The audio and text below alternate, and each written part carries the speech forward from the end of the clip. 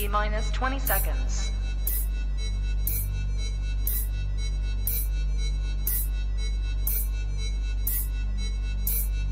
10, 9, 8, 7, 6, 5, 4, 3, 2, 1, 0.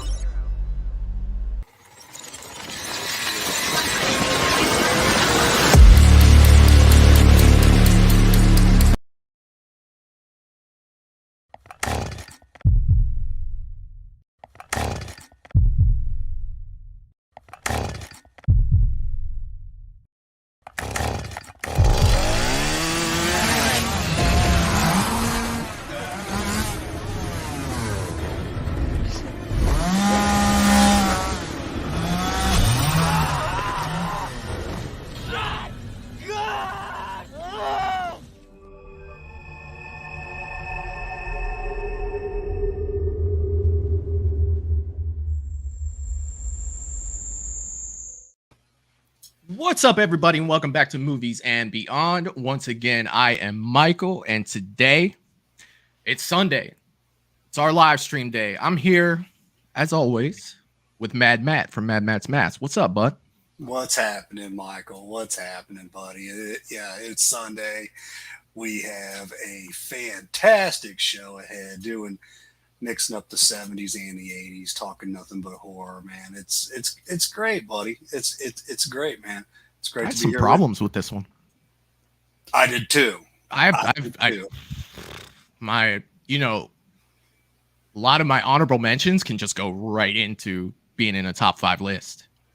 And one thing that I noticed, and I've always heard people say this, and this is all I'll say about our ranking before we do our ranking. A lot of people who defend the 70s horror over the 80s horror, they'll use words like it's about quality, not quantity. And I don't know, man, looking at some of my 70s selections, if I had to pit them up against each other, man, I might say that. And I see where they're coming from. Yeah. There's some, that's a whole nother discussion on its own, but that's something that I noticed when I looked at my 2 lists, and I was just like, damn, I might pick like 4 of these over, you know what I mean?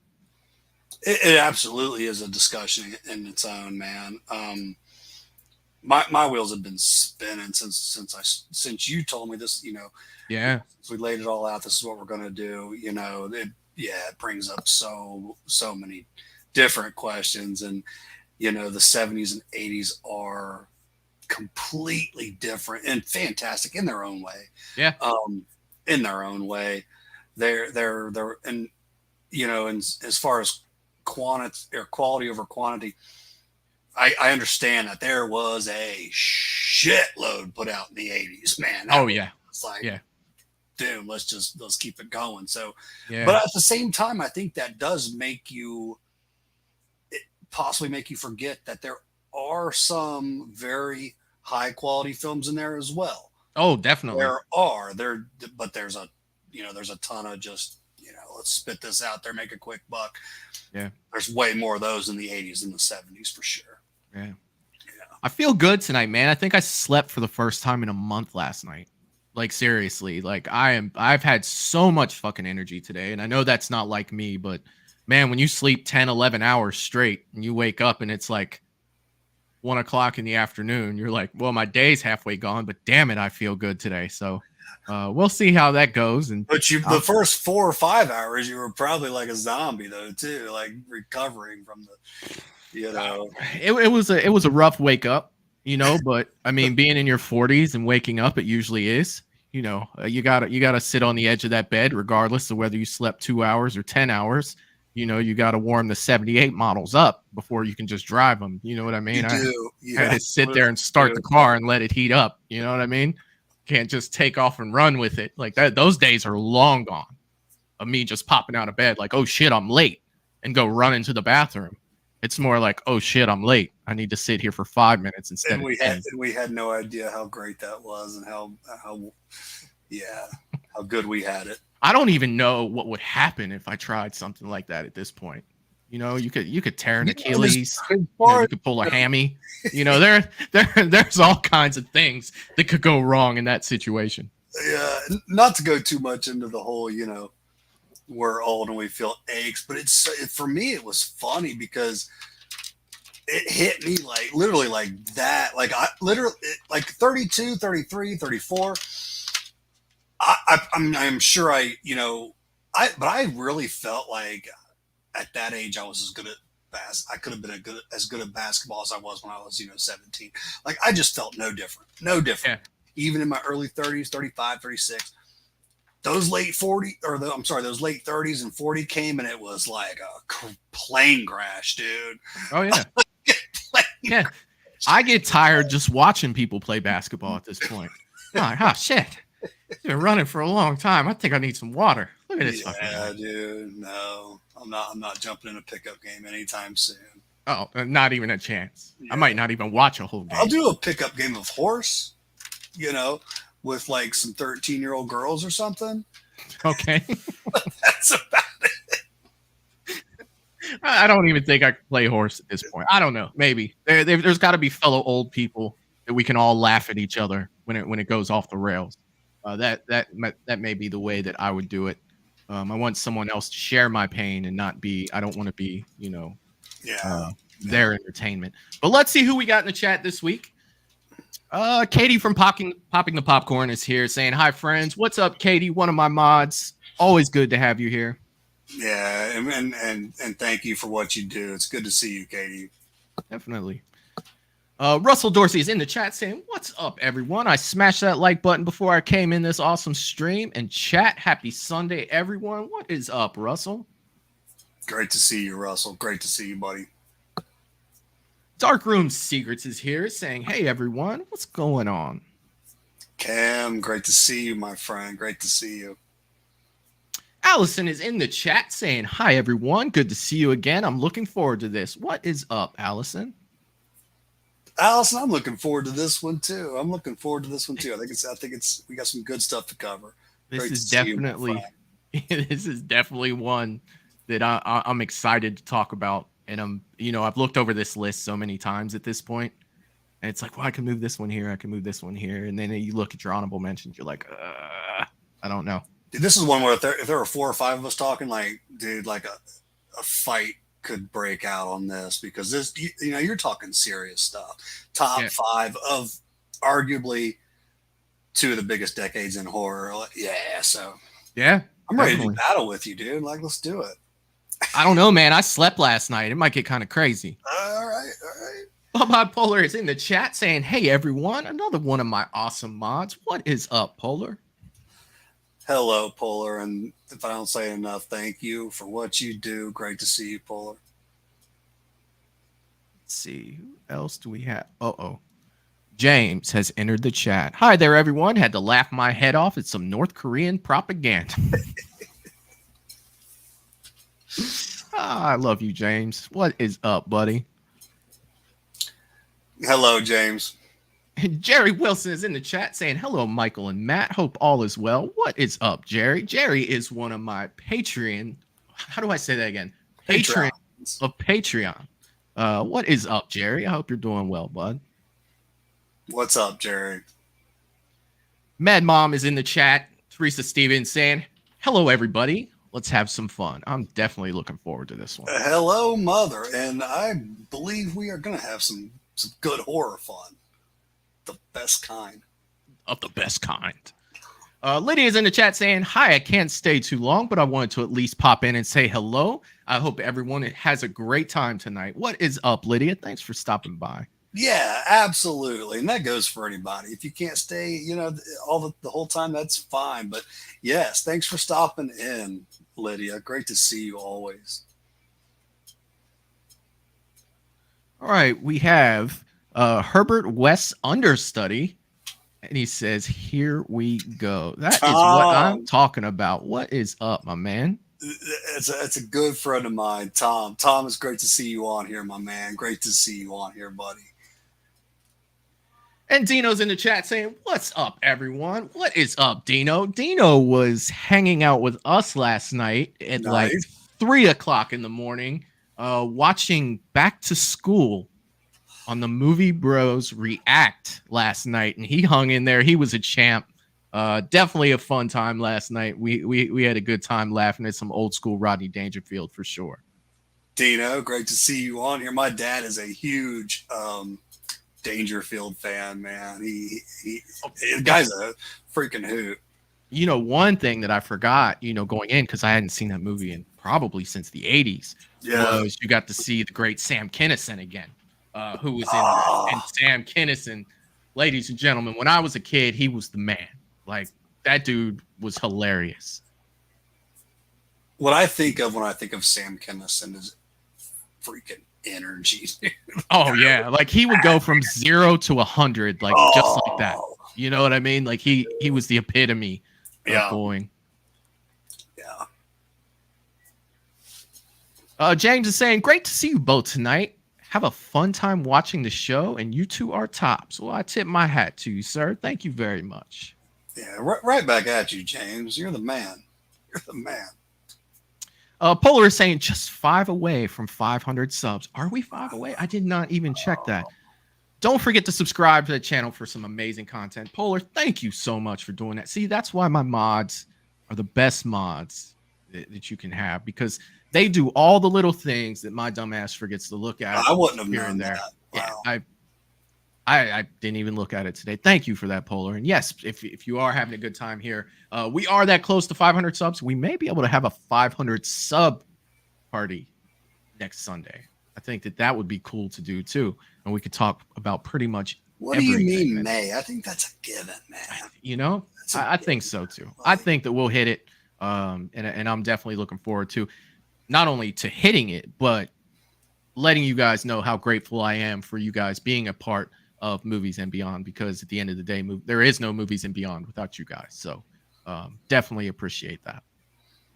Right. Absolutely. I think that I got everybody. I think. Oh. I don't think I got James here saying 80s and 70s was the decades for horror. They definitely were the decades for horror. I can't argue with that. I really cannot argue with that. All right. Okay. So one thing I have for tonight, and I did this a couple nights ago or a couple shows ago. I showed you guys that video of that clown that was creeping. This is a little different. This was one of the 3 videos I had pulled to side to a thing I do on Patreon. If you don't know about my Patreon channel, we just launched last week. And you can definitely check that out if you want to support the channel at patreon.com/movies and beyond. But I do a segment on Patreon called Real or Fake. Now, this is one of the videos that I pulled to the side to where I was going to do a real or fake on it, but I have another video for that to where that video will be dropping Monday on Patreon, probably Monday evening, and that'll be over there. But this one, it was too good to not use because it was one of those videos that I saw late at night. Started it late at night. I just, kind of skimmed through it before this, and it kind of creeped me out just a little bit. So it's a paranormal video, and again, it's up for you guys to decide. It could be totally fake, but I looked through it really close, and you try to look for little skips maybe in the video to see where there was like some editing. But it is this guy. He is a TikTok person, I do believe, and he was filming his house. Well, I'll let the story, unfold in the video. It's a couple minutes long. I probably won't go through the whole thing because I think that it's like 6 minutes long altogether. We'll see how it's going. I may, cut it down just a little bit when we watch it, but I'm eager to check it out. Matt, how do you feel about little paranormal videos that you see? Like, do you like to look at them like closely to see if they're fake, or it's my answer is very simple. I do enjoy them because I like the unknown. I like the unknown. Now, if you were just showing videos, hey, this is fake, or even hey, this is real. No, I dig it. Let's let's check it out, and see what we think for ourselves. See But what you think I like the unknown, man, and I like searching, just like you said. Like, not even so much for the maybe the editing, but I'm looking for that acting, dude. Is it? I feel like I got a good sense of reading people, and just like our last clown video, I was looking for something that was a little over the top or whatever, and it was extremely subtle. So, I'm still unsure on that one. I sided towards fake, but yeah, I dig it, man. Yeah. Absolutely. Well, I definitely want James Morant put this up, and I definitely want to put this up because I'm a big supporter of this. Before we get started, Sam Kinison was on Tales from the Crypt, and Sam was Al Bundy's guardian angel. If you're not a fan of Married with Children, to which I grew up on that show, Sam Kinison was Al Bundy's guardian angel, and it was freaking awesome. Now, I don't remember, that specifically, but I definitely, the Stevens household, we definitely tuned into Married with Children, man. Oh, yes. Yes. You could probably not have on today. But, dude, Al was crazy. He was, he scored 4 touchdowns in one game, right? Yeah, he did. Of all things, a women's shoe salesman. Like, dude, it was too much, man. It was too much. It was great. How's it? Yeah. Yes, he was actually freaking awesome. Peaked in high school, Al Bundy. There you go. Yeah, I can't help it. He's the man. He's the man. But yeah, okay. So let me go ahead and that's it. I need a picture of that. I'm gonna screen grab that, and the next thumbnail that I have, that's gonna be your photo going into like the 500 watch party. It's gonna be Matt's like Al Bundy pose. It's gonna be great. It is gonna be great. I love Al Bundy. All right, so let me go ahead and bring this video over. Biggins. I can't. I had to say it, man. I can't. You can't think of Al Bundy without thinking of Biggins. Oh God. You really can't. Anywho. All right. So let's go ahead and check this out. I'll go ahead and check the volume once we get started because I can never really tell with this. But let me just show you guys a little bit about what I saw and let you guys. James is saying in the nudie bar. Yes, in the nudie bar. All right, here we go. Marshall was a real estate agent who has been living in his current house since 2017, which is also located next to a cemetery. Well, just recently on one morning after getting his daughter on the school bus and returning back inside the house. It's almost got that Conor McGregor walk down, doesn't she? Dude, yes. That's how I walk into the studio before we make these just got back inside the house. I was putting my daughter on the bus. I came in, nobody else is here, and I'm hearing something on our basement stair. Right there. I'm gonna check it out. Stop.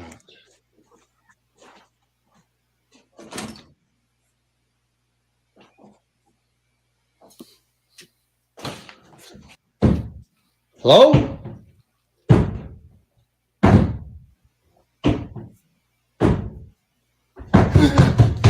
He opens the basement door and footsteps can be heard running up. And something just left the basement. About 2 days later, it happens again. It's like it knows you left this comment and it won't stop. So there you go.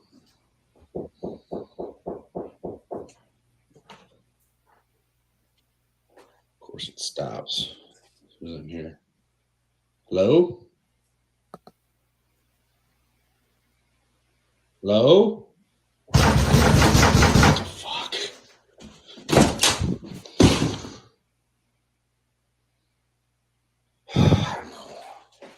This time, something violently bangs on the door, and he immediately opens it, but there is nothing there, and there isn't enough time for somebody to go down the stairs. He then makes a video explaining a little bit about the house. First off, I want to say thank you to everybody who has given suggestions on what to do with the house. We have actually lived here since 2017. We have always had some sort of activity going on, mainly in my bedroom. Not the kind of action I want to have, but when we were sitting in the living room, our bedroom's directly above it. You can always see, it sounds like somebody's getting on and off the bed and stuff's going on. I don't know, but nothing aggressive. Some of you have asked, does it happen when other people are here? Not what we're seeing now. That's only happening in the morning, right after I get my daughter on the bus. My wife's at work, the other kids are at school. Yes, I'm a real estate agent. I understand you guys are telling me to sell, but we're staying here. And so there's that. We do live between a church and a cemetery right out there.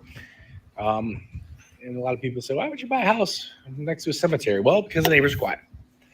So a lot of this stuff doesn't really bother us. We just kind of let it pass and we'll see what happens. But yeah, we've never had anything too aggressive. So this is new.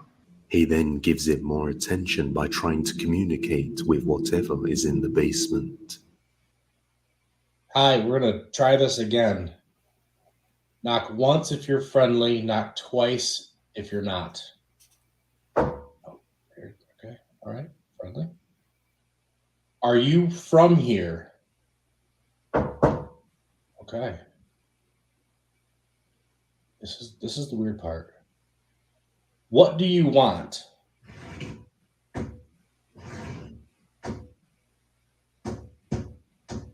See, this is what's going on. It's weird.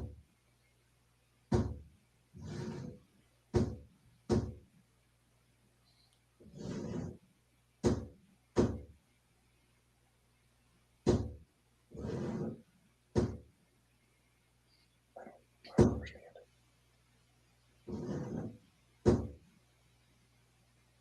And then it just stops. Nothing here. I guess it is what it is. Some people were quick to mention that the knocking was Morse code, and when he asked, what do you want? It supposedly said children, but at the Hell same no. time it said it was friendly. Nope. So could it be lying? Or is there something else down there that could be more sinister? Marshall then decides to try using the Ghost Tube app to properly communicate with this entity. We're going to use this Ghost Tube app, which is running right now. We're going to go over to the I've never basement seen door this and part. See how that works out here. Regret. Oh, what do you regret? That happened fast. Regret what?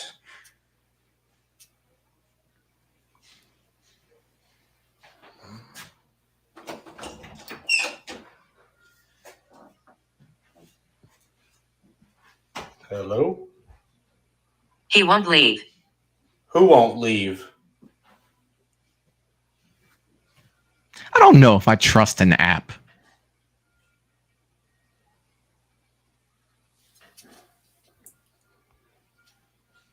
No.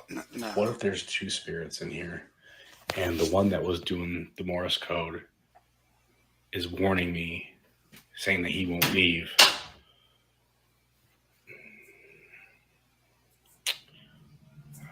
I'm not saying anything else right now. I guess it's on you if you won't leave, but you know, It's right? yeah. I mean, that's a tough one. There could be a lot of things, going on with that, to where, I would say maybe the knocking, was edited into it, the sound, but to see the door shaking, you know what I mean? And then to look at the app at the end, I don't really trust that, per se so much. It's not really, I don't know. Let's see what some of the people have to say in the chat. All right. And then we'll kind of talk about what we think. All right, let's see. Trying to go back here. You guys said a lot of stuff. And now Bundy's favorite show was Psycho Dad. Yes, it was. Jerry is saying, no way I'd open that door. If that was really happening, yeah, you're right. No way. I'm not touching that door. I'm sorry. Russell is saying, really, that's the last thing I would do is say hello in the basement. Yeah, I mean, if somebody's down there, I doubt they're going to be like, oh, hey, how's it going? You know, I don't really see too much of a. Ike is saying, I just burned the house down. You know, that's. John, it's great to see you on here, my man. Great to see you. Definitely up there. Yeah, with a good possibility of that being the right thing to do. That's awesome. Sure. I don't know, man. Like if I had kids and stuff, I'm not trying to act like this. You know, I got brass balls and everything, but if my daughter's in there with me and stuff, I might have opened the door to just be, make my presence what's going on. I might have. I don't know. Yeah, I don't know, man. Like I'd probably need to call somebody professional. Like, look, if I move, is this thing coming with me? Like, I need to know these things because how many of those types of movies have you seen? Ass. Yeah, like this thing got its arms wrapped around me, or is it, like what are we doing here? Yeah. Allison is saying it's time to move. I definitely agree with that. Jerry's agreeing, saying, honey, call the movers. Polar is saying, get the sage of burning. Yeah, definitely. And that was cool. That's what's cool, like with the Conjuring movie, where they were saying like, move and stuff, but that just wasn't an option. And one, it wouldn't have mattered anyhow because the spirit was latched onto the family, not the house. So yeah, that's not always, if you're thinking true paranormal, that's not always going to fix it. If it's attached to you. Yeah. Polar is saying it makes me think of Paranormal Activity 2. Yes, it did and that's probably why it creeped me out so much because I saw that one. Oh yeah, that's check that out. That's my favorite one out of all of them. All right, I should check that out. Okay. Yeah. James is saying, don't forget the Puggy Cup. I'm assuming. I don't know. James Rand is saying, I'm out of there like Forrest Gump. You are not lying. Call the Ghostbuster. Yeah, I'm calling somebody. And I was running. Yeah. Polar is saying your soul. It's probably when he asked him, like, what do you want? And Russell is saying he wants you to move. Here's my question actually to you, Michael. What does this guy gain from faking this?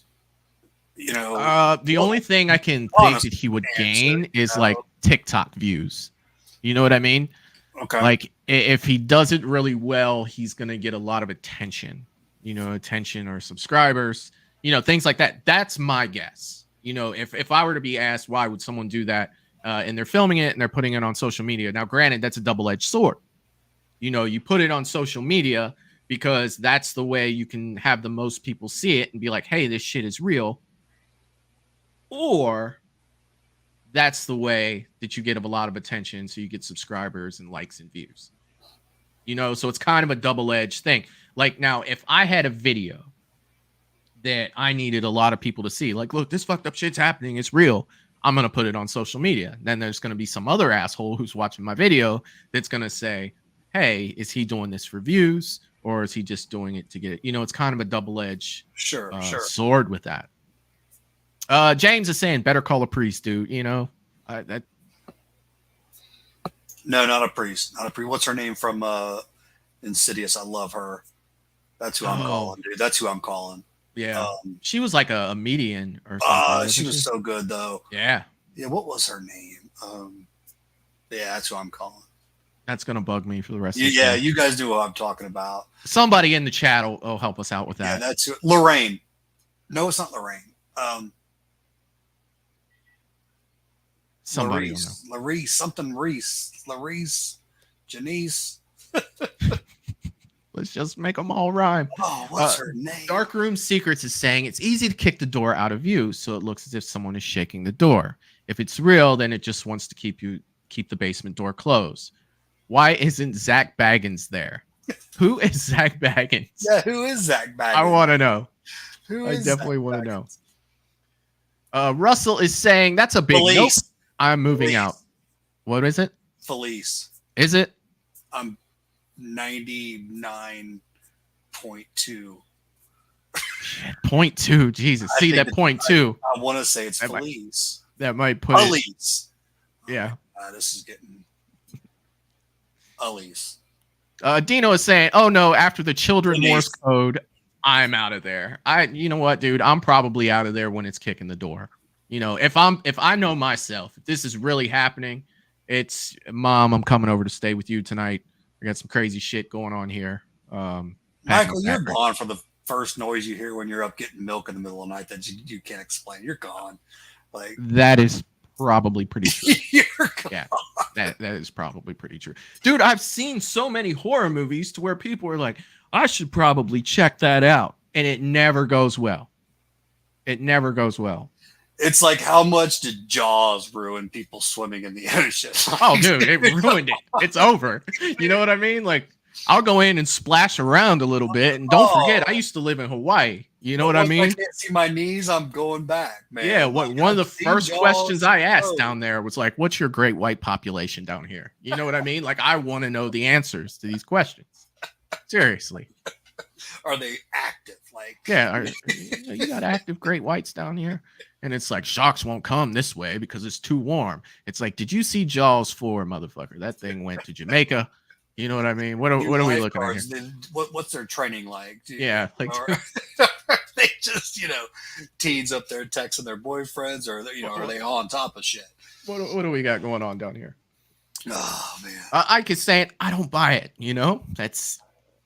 I agree. I do. I feel it was staged. Yeah. Still very cool. Yeah, it's creepy. It is creepy. But yeah, I'm not buying that one. I would actually go for the clown video that he's a little bit more, that guy might be on the side. But yeah, and I don't know why. I mean, it was done well. Very cool video. I like them because we don't know, right? But if I had to say, I'd say it's his reaction was definitely looked genuine to me. Yeah, that's kind of what like. You had pointed out before, like, oh, like I look at their reaction, it made me think, like, so when we watched the video, I was like, how's this guy reacting to it? He kind of looked like, well, shit's going down. What can I do about it? Almost like these are the facts. He was very, this is what's going on. Right. Yeah. He played the part well. Yeah. Raymond Stevens is in the house saying, wonder if the ghost would take my kids.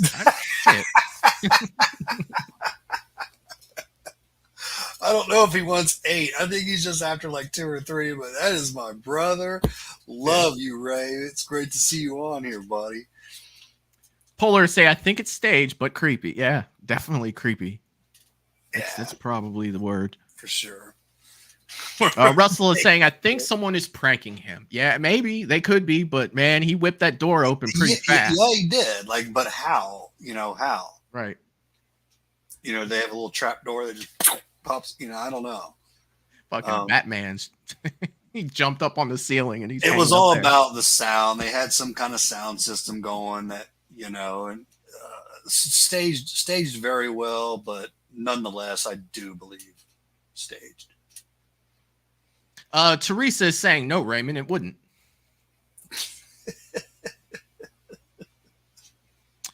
James is saying, I wouldn't go to that door with my 12 gauge shotgun. I believe James would absolutely be at that door with his 12 gauge shotgun. Like, yeah. Jerry's saying, Matt, I need that Reagan bus. It is sick. Yes, it is. And yeah, that is. I believe I'll be buried with that, Jerry. That's my pride and joy. That is my pride and joy. But I can always get you one, buddy. Can always make that happen. I can always get you one. Teresa's saying he needs Sam and Dean, the Winchesters. Oh, hell yeah. Hell yeah. Darkroom Secrets is saying Zach Baggins is the famous paranormal investigator that owns a lot of haunted items and did a movie Demon House on the haunted house he bought and burned. Excellent. Oh, that's actually, that sounds like somebody I want to look up. Like, right on. Okay. Very cool. Yeah, I had never heard that name. Yeah, me neither. James is saying, do you guys know friends whose house was haunted? You guys know? I've had friends tell stories. I've had Yeah. friends tell stories. But can I 100% say I've had a friend, their house was haunted? I cannot. I cannot. How about you, Michael?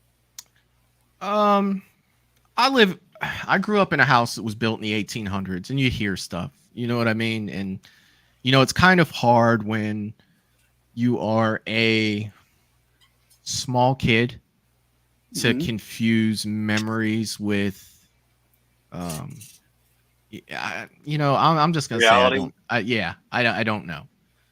I think I saw stuff when I was a kid. I know I heard stuff when I was a kid, but I was so young, that it's really hard to know if it's a true memory or something I was thinking about, because you're talking like I'm 45 years old and I was probably like between 3 and 5. And that's such a great question to ask too, though, James. And you know, I feel like one Sunday we'll have to just tap into the whole paranormal thing, because it can be so fun. I have nothing that I can. I have a lot of good stories, that are some mine, some that I've heard.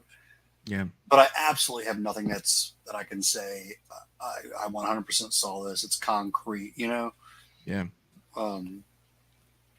So Russell came through with you and said Lynn Shay is who you're thinking of, Matt, from Insidious. okay, so that must be the actress name. It is. I was thinking about her in movie. And that's awesome. Name. Thank you, Russell. I want to say she goes by Elise. That's her character. Can IMDb it while we're running the intro. Polar is saying my parents' house is haunted. Never ended. See? It's Darkroom Secrets is. Ask you, did you get that Scream painting that I sent you? And I hope you love it. I did never hear from you, but I absolutely hope you got that and you love it. Yeah, we went over that on the show a couple weeks ago. She got it. Awesome. Yeah. Awesome. That's right. Darkroom Secrets. I have a ghost in my house that my daughter sees. It doesn't bother us any. See? Ugh. Doesn't just seeing it bother you? It's like, hey man, if you're gonna live here too, this rent's getting kind of steep. Come through with just a few, maybe some electricity. Alice is saying Elise. So okay, Elise. Oh yeah, Elise. Elise is the shit. Yeah, Elise is the shit. James is saying if I heard a strange sound in my house, I wouldn't be afraid. I just think that it's my mom or dad moving around. Fair enough. Jeff DeAngelo saying, I'm here, guys. Sorry I'm late. What is up, Jeff?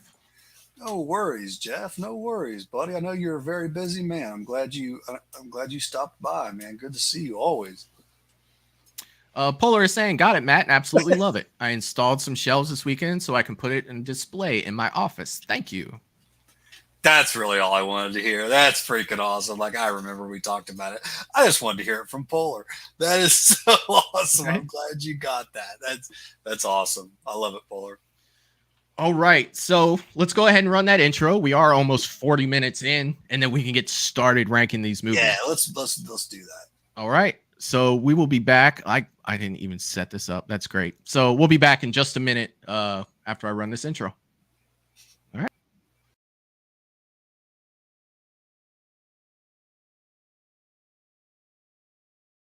Jones messed with the wrong melon farmers. Thug life. And here we go.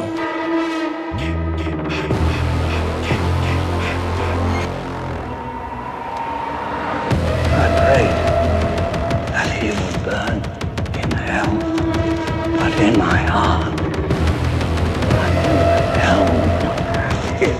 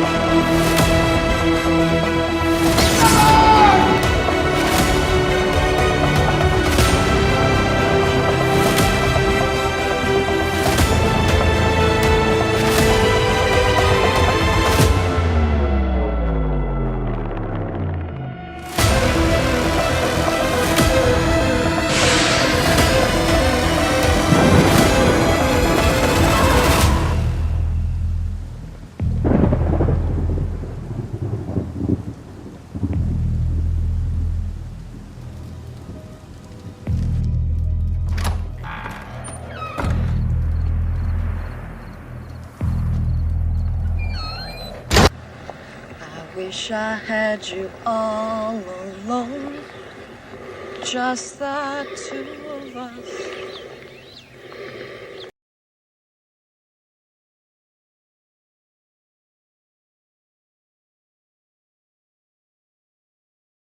Here we go. And we are back. What is going on, guys? What is Love going the on? intro. Right. All right. Let me get my list together here. Can you hear me okay, Michael? I hear you just fine, sir. Awesome. Just fine.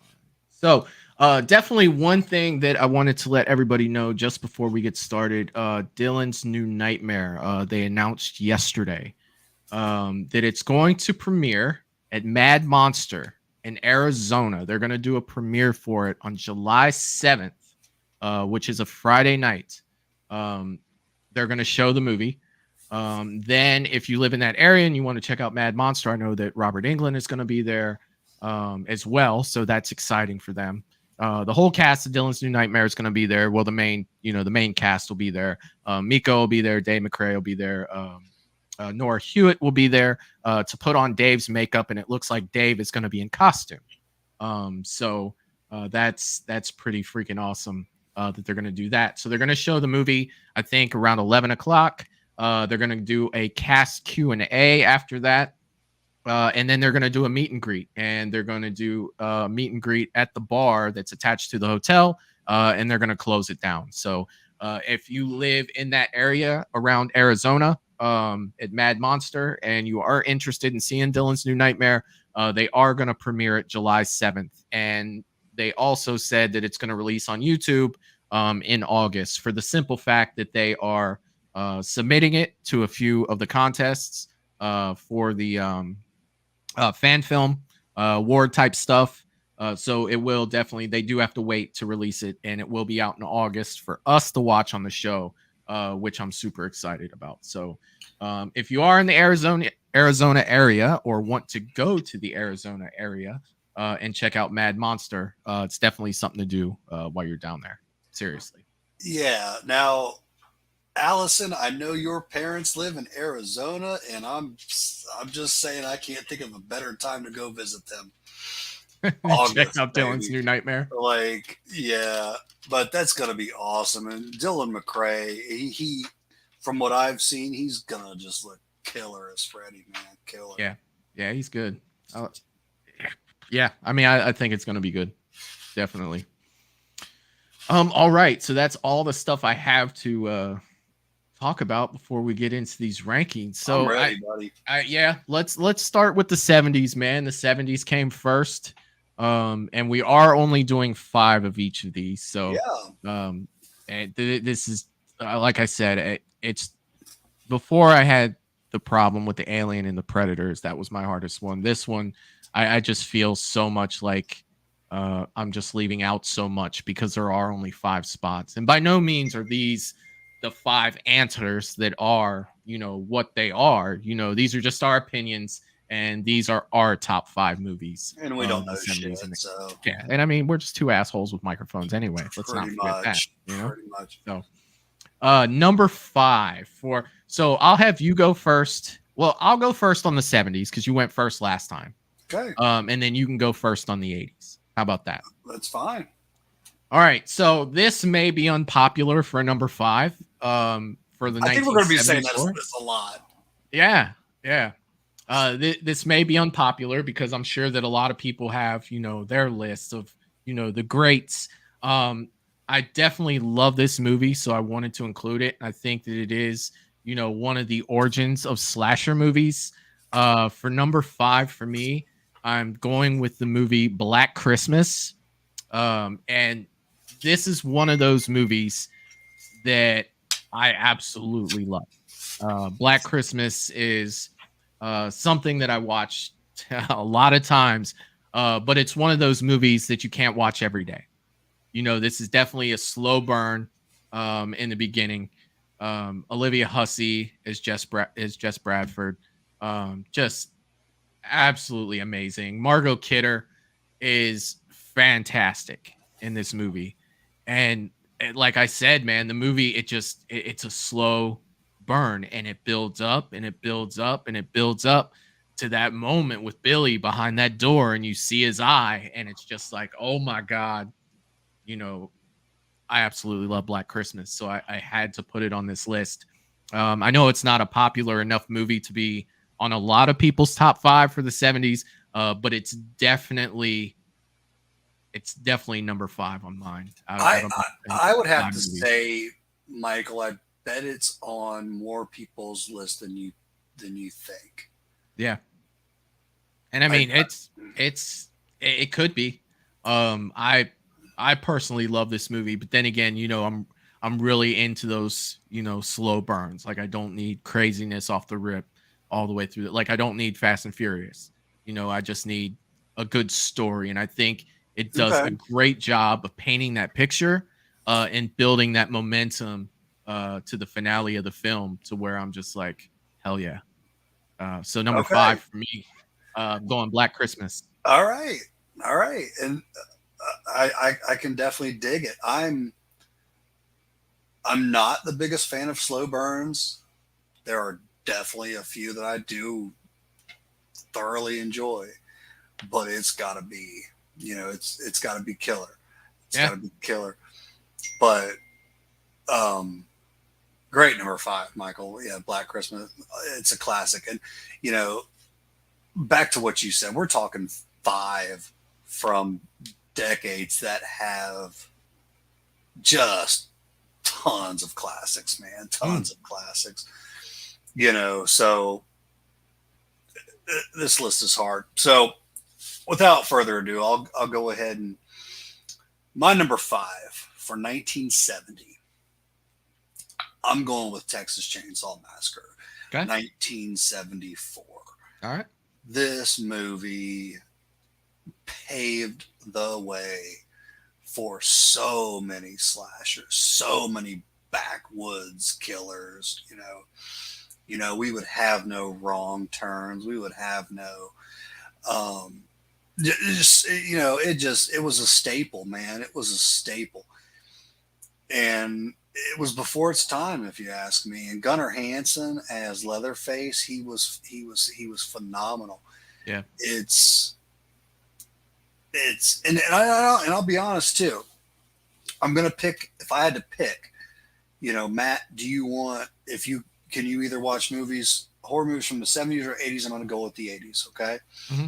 And I don't say that, you know, easily, but the 70s, when they did have a banger, it was a banger.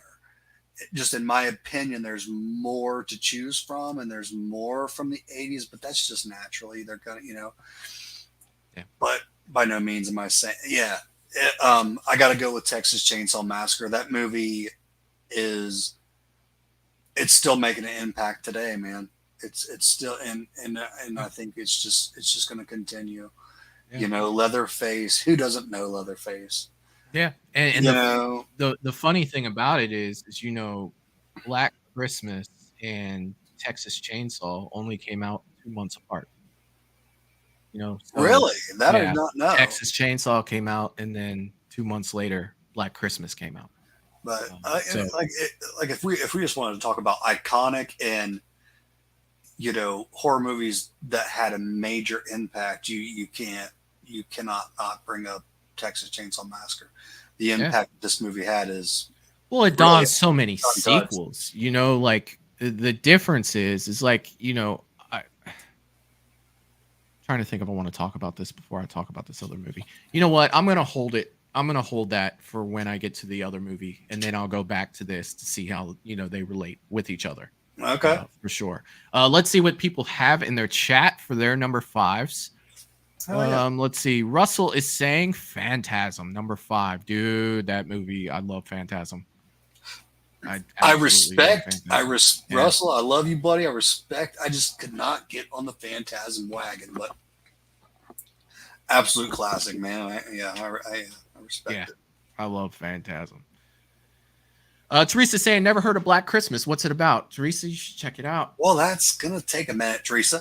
Yeah, you're going to have to check that one out for sure. James is saying TCM 74. Okay. The two Jameses are saying TCM. Okay. Okay.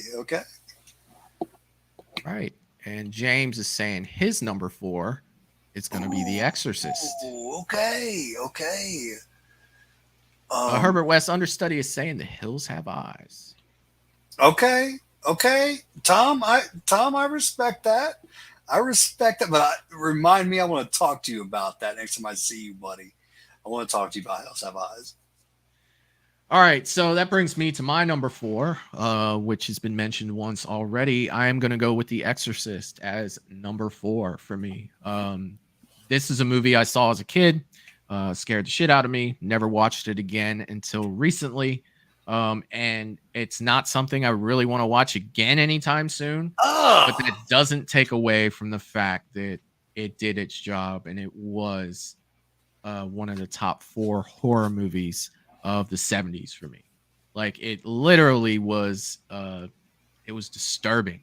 You know what I mean? It was a very disturbing movie. But the way that they brought everything together, I mean, it looked great. And it definitely did its job and you know, and making me feel uneasy watching it for sure. My mouth is shut until I. Oh, okay. You know, I can go into full detail about, you know, what I watched this weekend. You know, very graphic movie. But at the same time, I see what the appeal is. You know, I see why people put this up there as possibly the greatest horror movie of all time. You know, there is an argument for this to be made. But in my list, it falls down to number 4. But you're talking about number 4 in a list of movies that is so, you know, iconic. So I will go with The Exorcist as number 4 on my top 5 70s movies. Yeah, Michael, you could not have said that better. You know, you're talking about your number 4 and, you know, of a decade. And then a decade of badass horror films. So that tells me how much respect you have for The Exorcist. Absolutely. So all right. So my number 4 for 1970, and this is a movie I watched a lot as a kid, and I'm going with Carrie, guys, from Stephen King. I'm going with Carrie. This movie, the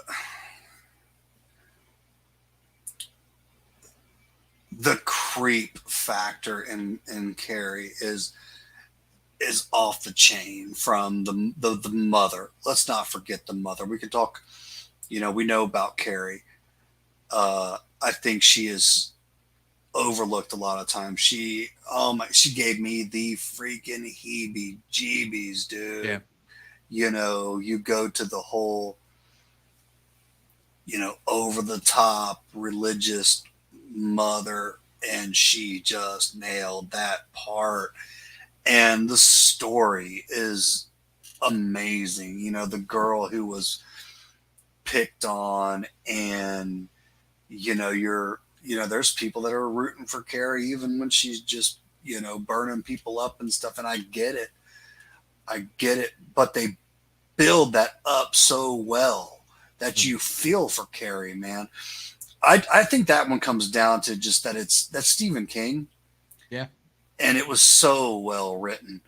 Like, because let's face it, you can make a good movie with good kills. Like if you're talking like a Friday the 13th to this, that, but if you want to really make a just genuine, true horror classic, you've got to have a great story. You've got to feel for the characters.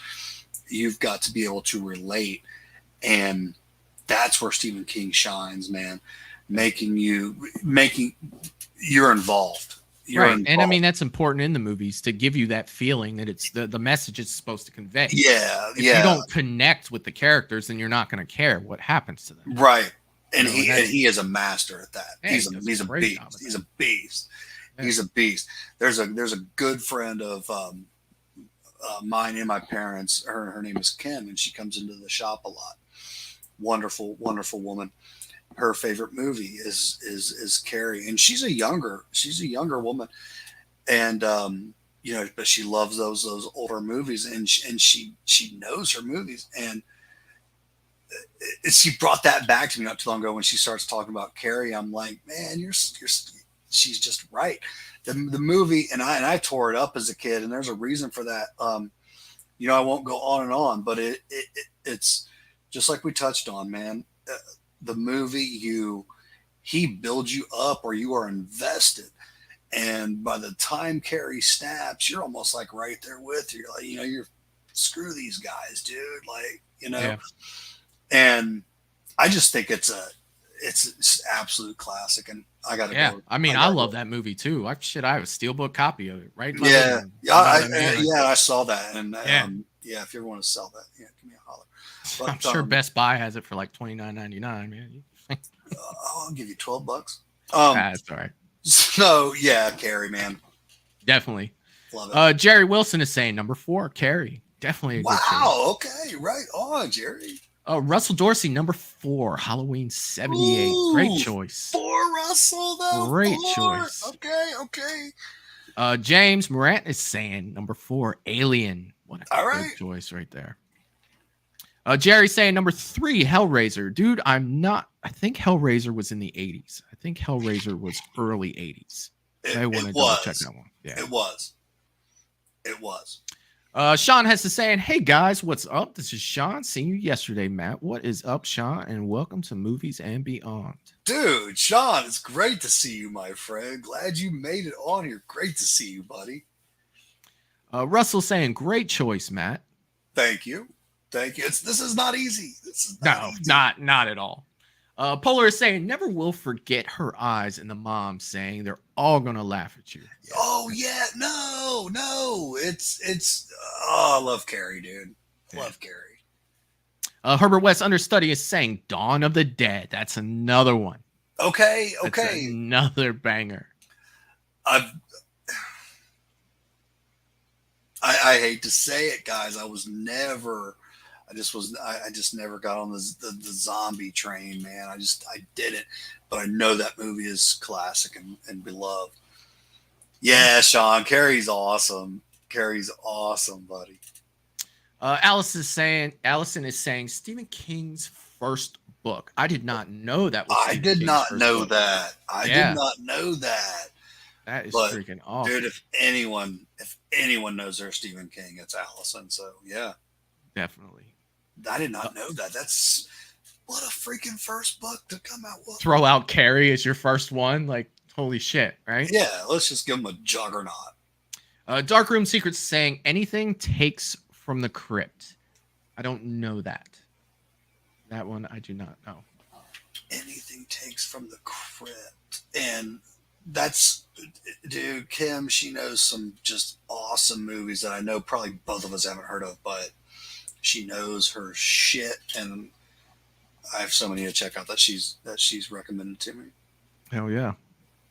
All right, number 3 for me. Number 3 on my list, probably going to surprise a few people.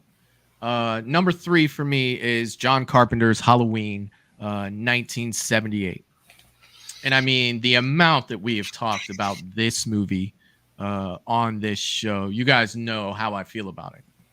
When we ranked the big 3, we ranked all the movies. My number 1 was Halloween 1978. It beat out all the Friday the 13th. It beat out all the other Halloweens. And it beat out all the Nightmare on Elm Street. So you know how much I love this movie. Damn. Number 3, that should tell you how good of a decade of movies that the 70s truly were. You know, I absolutely love this movie. It's one of my favorite movies of all time. One of them. But yeah, number 3 for me. Halloween 1978. Okay. That does shock me. But you're right. I'm right there with you, because like I just looked at my list. And I'm like, what I'm gonna say. So I feel like they all should be number 1. You know. Oh man. So are we to me? Number 3, buddy. Which I mean, I could sit here and talk about Halloween, No, for the next 45 minutes. No, There was this boy in the 60s. You know what I mean? Yeah. He had the blackest eyes, the devil's eyes. And he found a Shatner mask of all He things. got a Shatner mask. So, Yeah. man, we are talking about some great films, which is so cool. Yeah. Number 3 for me, Jaws. Oh, yeah. I'm going with Jaws, man. Michael, I think you and I talked about this not too long ago, but we were talking about, it's the fact that. So let me see. Let's see. Jaws was 1975. So this movie came out in 1975, and they've had every attempt to make a shark movie, and I love shark movies. I do too. If someone says, Matt, I've got this dumb shark movie, I haven't really seen it, I found it at this, yard sale, you want to check it out, I'm down. Right. Because even if they're stupid, usually you can find something in them. I like shark movies. But from 1975 until today, there has not been a shark movie that comes close to Jaws. And that's very impressive, because we've gained so much. We've gained, all the CGI you can ask for, but it just doesn't matter. You can have all the best writers. You can have Jaws it's just one of those films that is just once in a blue moon, man. It was a knockout of the park, man. And the cast, Richard Dreyfuss and all that. The impact Jaws had, where do I start? That's a show in its own, man. We could just do a show called Jaws. A lot of these films that we're talking about are going to be the same way. So absolutely love it. Absolutely love it. What a great movie. And another thing that you and I touched on that it's the last thing I'll say, but you cannot bring up Jaws without talking about the dialogue when he's telling the story of the SS Indianapolis. Yeah, to me that scene is top 3 best dialogues of all time in any movie. That's so good. Top 3. Like It's seriously. The way the picture's painted, the way that the story pulls you in, the way that the actors, dude, I rarely get to talk about Jaws. Yeah. And that's something that I could talk extensively on. Right after that happens is when Jaws hits the boat and it starts to slowly leak. It's just the buildup. It's stupid good, and all the sayings wrong. We're gonna need a bigger boat, Dude. What was the actor's name? Was that Robert Shaw? Which one? Who told the story of the SS Indianapolis? I want to say it's Robert Shaw. I go to you for names. I'm not the best with that. But dude, the way that he told that story, like Hooper drives the boat, Chief. Right. But when he tells that story, it's so much different. Like it's so like genuine. Like I believed that he was there when he told me that story. It just, oh my God. And it's like the first time that he got serious. Yeah. So you were like, well, too, Richard Dreyfuss' character, hit a nerve when he was talking about his tattoo. Yes. And he's like, what's it say, mother? And he's laughing. Yes. And the chief is laughing. Yes. And he just kind of has that smile on his face. He's yes. It's like, no, boys, that's the SS Indianapolis. Yes. And then all of a sudden their faces turn. Yeah. And, it's like, oh shit, this guy's Hooper's like, you were on the Indianapolis.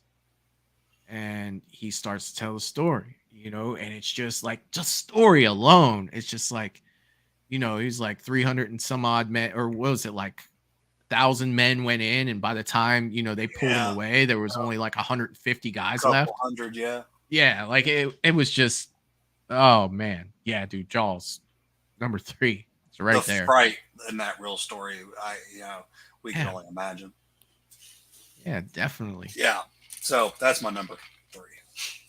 Darkroom Secrets is saying no, it was Tales from the Crypt, the movie in 1972. Yes, okay. Russell Dorsey is saying his number 3 is Creep Show. Yeah. Fair enough. Yeah. Fair enough. Herbert West Understudy is going down the list and says nice. number 5, The Hills Have Eyes, Dawn of the Dead, Jaws 2, Psychomania, Damn. Exorcist. Okay, I love that list, man. I love it, dude. Well done. I love it, Tom.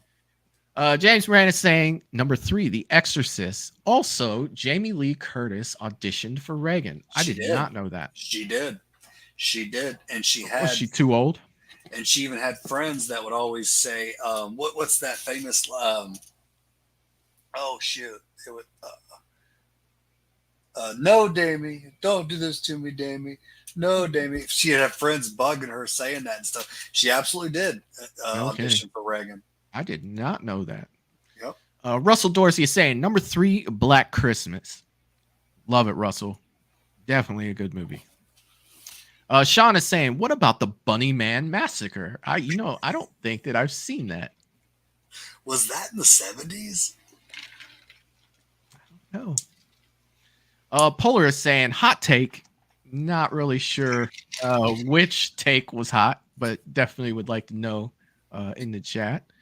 Darkroom Secrets is saying number 3, The Town That Dreaded Sundown. I dig that film. Yeah, that is an honorable mention that I have. I dig that movie. Jerry Wilson is saying number 3, Deliverance.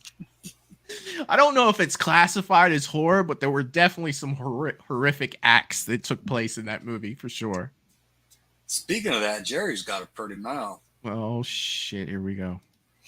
Polar is saying The Meg is my guilty pleasure. The Meg. Yeah. Wait. The Meg's okay. Is The Meg a 70s movie? No, just saying when we're talking about shark movies. Yeah. Yeah. About. Oh, okay. Okay. I can get down with The Meg. They got The Meg 2 coming out here real soon. Yeah, I saw the trailer. It looks. It ate a Tyrannosaurus Rex. That was dope. That was dope. Okay. Shark Attack comes close to Jaws. I would definitely have to look at that. Does it, Russell? Does it? But does it really? Chef Dog 513. Yo, it's Chevy. What's up, man? Dude, Chevy, man, great to see you on here, my friend. Great to see you on here. We're talking some good stuff, man. Get in on this. James is saying that was a ship that delivered the atomic bomb so it could be dropped on Japan. Yes, it was. Yes, it was. James also saying Robert Shaw was Quint. Yes. Okay. Quint. What did I say? Did I say it was Richard? not Robert Shaw? But for your sake, I'll say you were semi-close. Okay, at least I was semi-close. Russell saying, didn't know if we was doing the 70s, 80s. Are we doing top 5? We're doing top 5 on the 70s, and we're going to jump over to the top 5 for the 80s. Yep. So we're on your number 2? Yeah. Oh, yeah, we are on my number 2. All right, number 2 was another movie when I was a kid. It scared the crap out of me, and I've grown to love this movie so much. And I am going with Ridley Scott's Alien for number 2. For me, is 70s movies. I absolutely love this movie. It's yes, you do. Yeah. There's so much I could say about this movie. You get Sigourney Weaver. You fantastic. There's so many things that happened in this movie when it was a first time watch. Before there were aliens and predators everywhere. There was just this. There was a thing that attached to someone's face and then later bursted out of the stomach of this guy and ran away, and he's dead, obviously. and it's just the atmosphere that this movie created was to me second to none. Sci-fi horror for me, this will always be number one. Just a fantastic movie. I watched this with my father at a very young age, and it scared the crap out of me. Ridley Scott's Alien, number 2 for me. Can't hate on it, man. I definitely. It does shock me. I knew you were an Alien fan. I didn't know that you would choose that over Halloween. That does surprise me. Yeah. But I definitely have Alien as an honorable mention for sure. Okay. For sure. But does not make my top 5. But also does not mean I do not think that's a fantastic film. Yeah. So great number 2. So, oh man, this is hard. So for number 2 for me for the 1970s, I am going with my girl Reagan, man. I'm going with The Exorcist. This movie is number 1 on the impact that it had in horror, hands down. In my opinion, there's nothing that comes close. It would. I hate to use the word game changer because it seems like it's like a popular word now, but it absolutely was.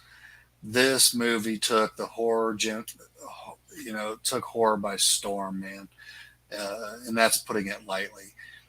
You had people lining up in theaters to see it again that, puked the last time they went in there and saw it. It was, and it had everything. It had the horror. It had the story. You felt for Reagan. You felt for the mother. It has it all, man. It has it all. And the makeup and everything it still looks good today. And, this was 1973. But this is one I don't want to go on too much about because this is another one where this could be a whole segment. Yeah. Just let's say, hey, we're talking about the impact The Exorcist has. It's just stupid. It is stupid, and you guys all know what I'm talking about. Like, and it's one. It's if there was one movie I could say that I wish I could have experienced at the time it came out in the movie theater, it would be number 1. It would blow anything out of the water. If I could be a young man going to see The Exorcist in 1973 before we had seen all this other stuff, yeah, what that would have felt like.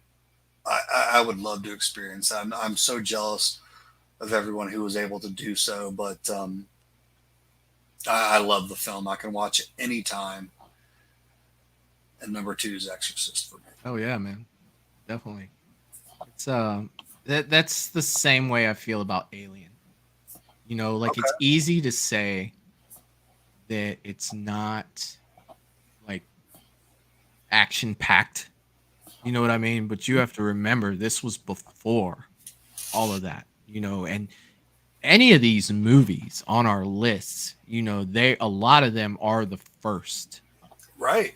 Of what they do, right? Like Black Christmas.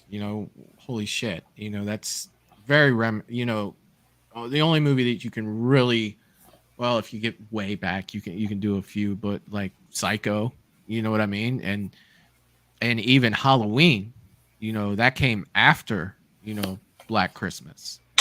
Right. There's a lot of elements of Halloween, and Psycho. Mm-hmm. There's in Black Christmas, and vice versa. Those are the things. The Exorcist, yeah. I mean, that shit came out. That was crazy for people. We weren't ready for it. They weren't ready for it. Like, no, it was shit. I watched it this weekend. I don't think I was ready for it. It was way before its time. The Exorcist. Yeah. Darkroom Secrets say number 2, Nosferatu. James is saying that. I already went to that. I'm sorry. I got back a little further. let's see here. James Morant is saying number 2, Jaws. They better not remake it. Yeah. Russell's saying number 2, Alien. James saying, gotta love those face huggers. Creepy. Xenomorphs rock. Creepy.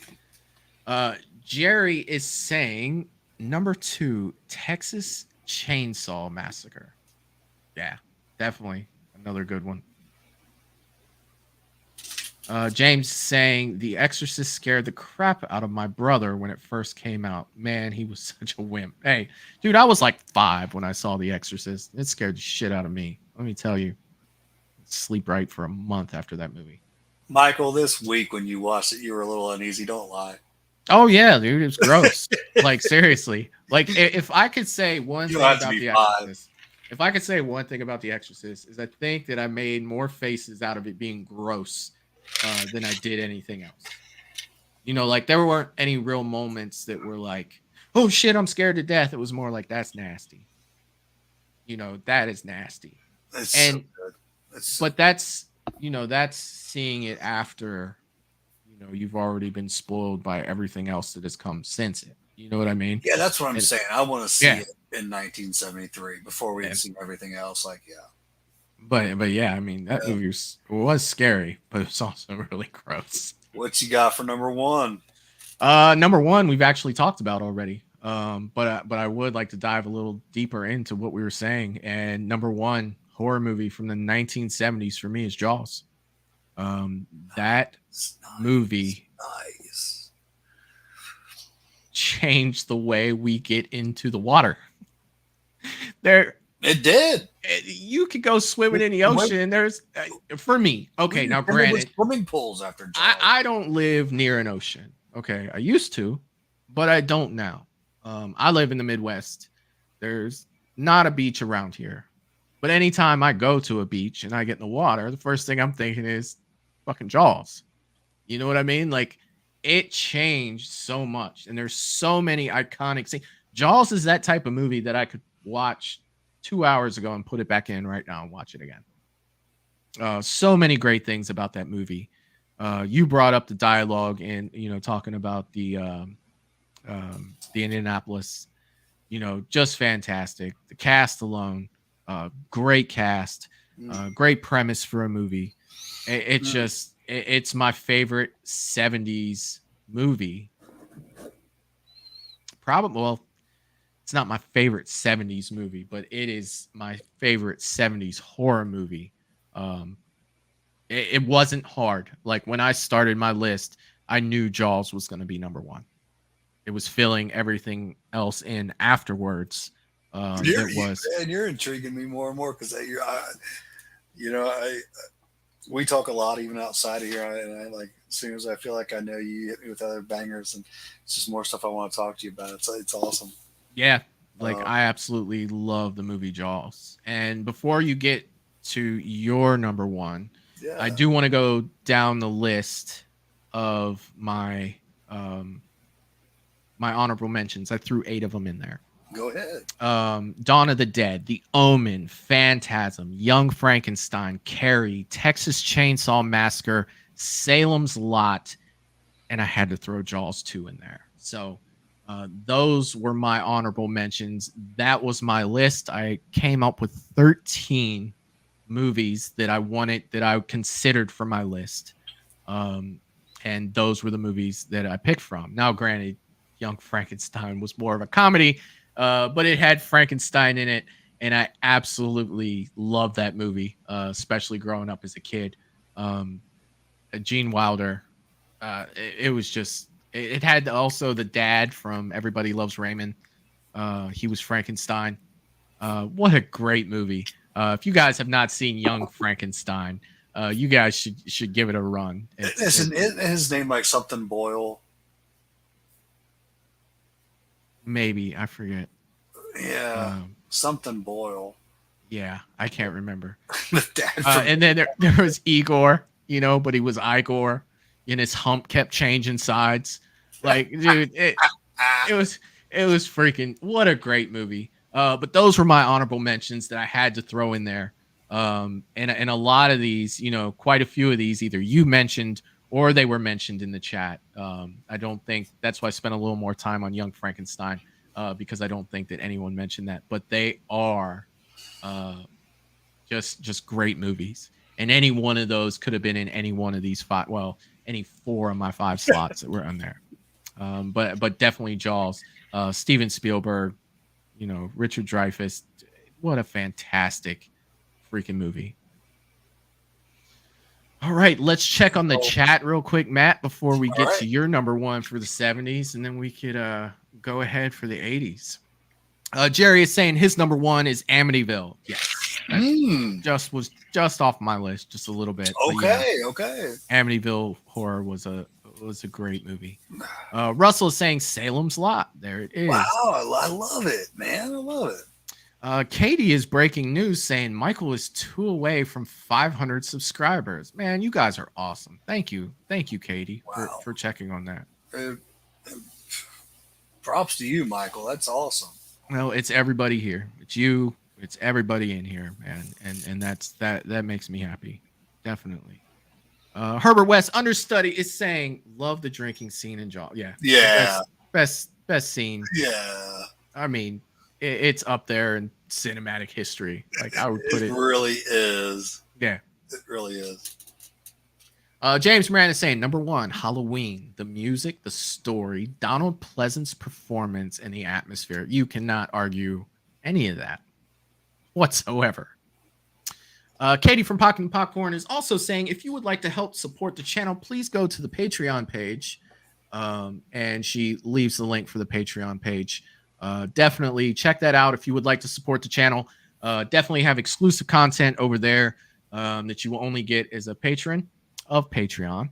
And I think that you guys will enjoy what we're doing over there. It's a little different, but we still talk about that great horror over there. So there will be a new Patreon video dropping tomorrow, late afternoon, early evening. I cannot wait to show you guys. So, Darkroom Secrets is saying, number 1, anything Vincent Price. Okay. Yeah, you cannot hate on Vincent Price, dude. Yeah. James is saying, I'm not scared of no shark. I would beat the living daylights out of it and put it in a can. Stop it, James. Oh, James, you see that great white. You see that great white.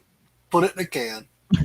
Katie is also reminding everyone, please subscribe to our amazing friend, Mad Matt, and she leaves the link for his Facebook page. Definitely check that out. If there's anything you're looking for in horror, he posts a lot of videos showing a lot of their inventory, and you can definitely reach him on Facebook Messenger if there's anything that you are looking for. Absolutely, and thank you so much, Katie. You're awesome. Like, yeah, I forget to say any of that, but you're awesome.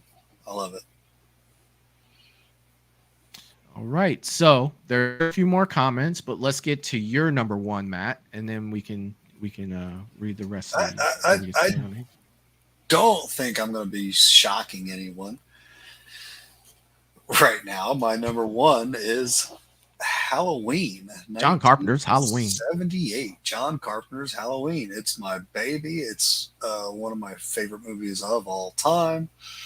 You know, this was released in 1978. There's not a whole lot I got to say about this movie, guys. We've talked about it, and we're down the road. We're going to talk about it some more. But yeah, the impact, Michael. I'm not really going to say a thing. My number 1 for 1970 is John Carpenter's Halloween. The movie changed my life. And let me ask this question. Sure. So Halloween, John Carpenter's original vision for Halloween was it was supposed to be one movie and ended where it ended, right? Yes. So let's look at Black Christmas. That was supposed to be one movie and it was supposed to end and it ended and it never got a sequel, right?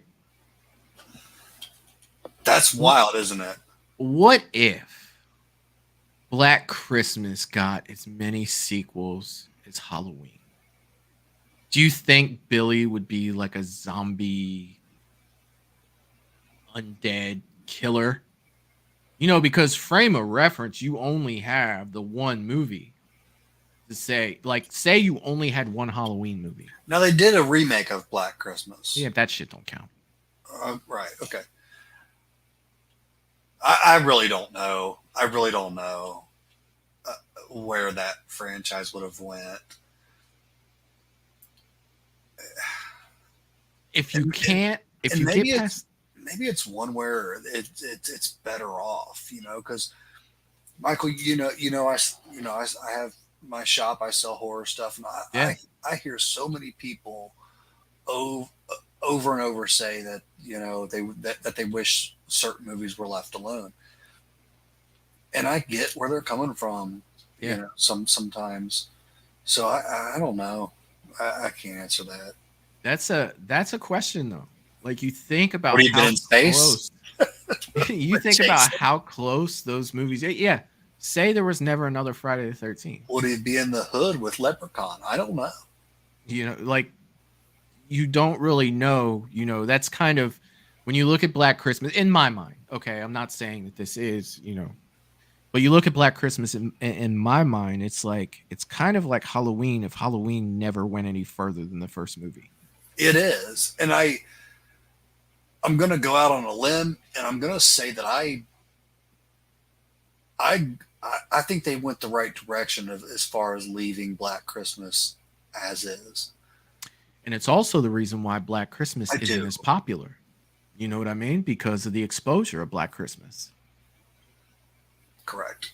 Now, granted, it didn't have the atmosphere and the soundtrack that Halloween had. Now, yeah, and I'm right there with you on, you know, stupid stuff will, you know, catch me to a movie, you know, is let's say Halloween was the same exact movie, only instead of a white mask, he had a clown mask, or he had a, you know, ninja mask. Would it have the same impact that it has? I don't think it would have. No, definitely not. You know, it was something about that mask, man. It really was. You know, as a kid, I was just intrigued, and it was nothing fancy. That's a whole nother story. It was just like a stupid accident, if you ask me. It really was a stupid accident, because there was nothing spectacular about that. They took a William Shatner mask and painted it white. You know, who couldn't do that? But it was what it was. You know, it's yeah. I don't think Black Christmas, being a franchise, would have succeeded the way like Friday the 13th or Halloween has. I don't see that happening. Could I be wrong? Absolutely. Yeah. But I think it was one that was better off left alone. I did. Yeah. I mean, it's a question, at least. You know, like, there is probably, you know, I could be full of shit, but, you know, it's definitely something that's always been on my mind. Well, I know you're full of shit, Michael. But, of course I am. You know, and to think there's 500 of you that like hearing it, like, that's nuts. No, so do I get to kick off the 80s? You do, but let's catch up on the chat real quick. Sure. Let's definitely catch up to chat. Actually, while you do that, I'm going to take a restroom break real quick. Yeah, definitely. And then I'll kick us off on the 80s, guys. James is saying Gargoyles was pretty creepy. Jerry Wilson is saying Matt is the man, and I knew it. Going for Halloween. Katie is saying, you're so very welcome. My pleasure. I love my amazing friends. Thank you, Katie. And we appreciate you. You and Polar and Val. You guys look out for us so much on here. And I don't think that I've thanked you guys enough for what you guys do. You guys are always keeping the chat. You know, you're keeping it great.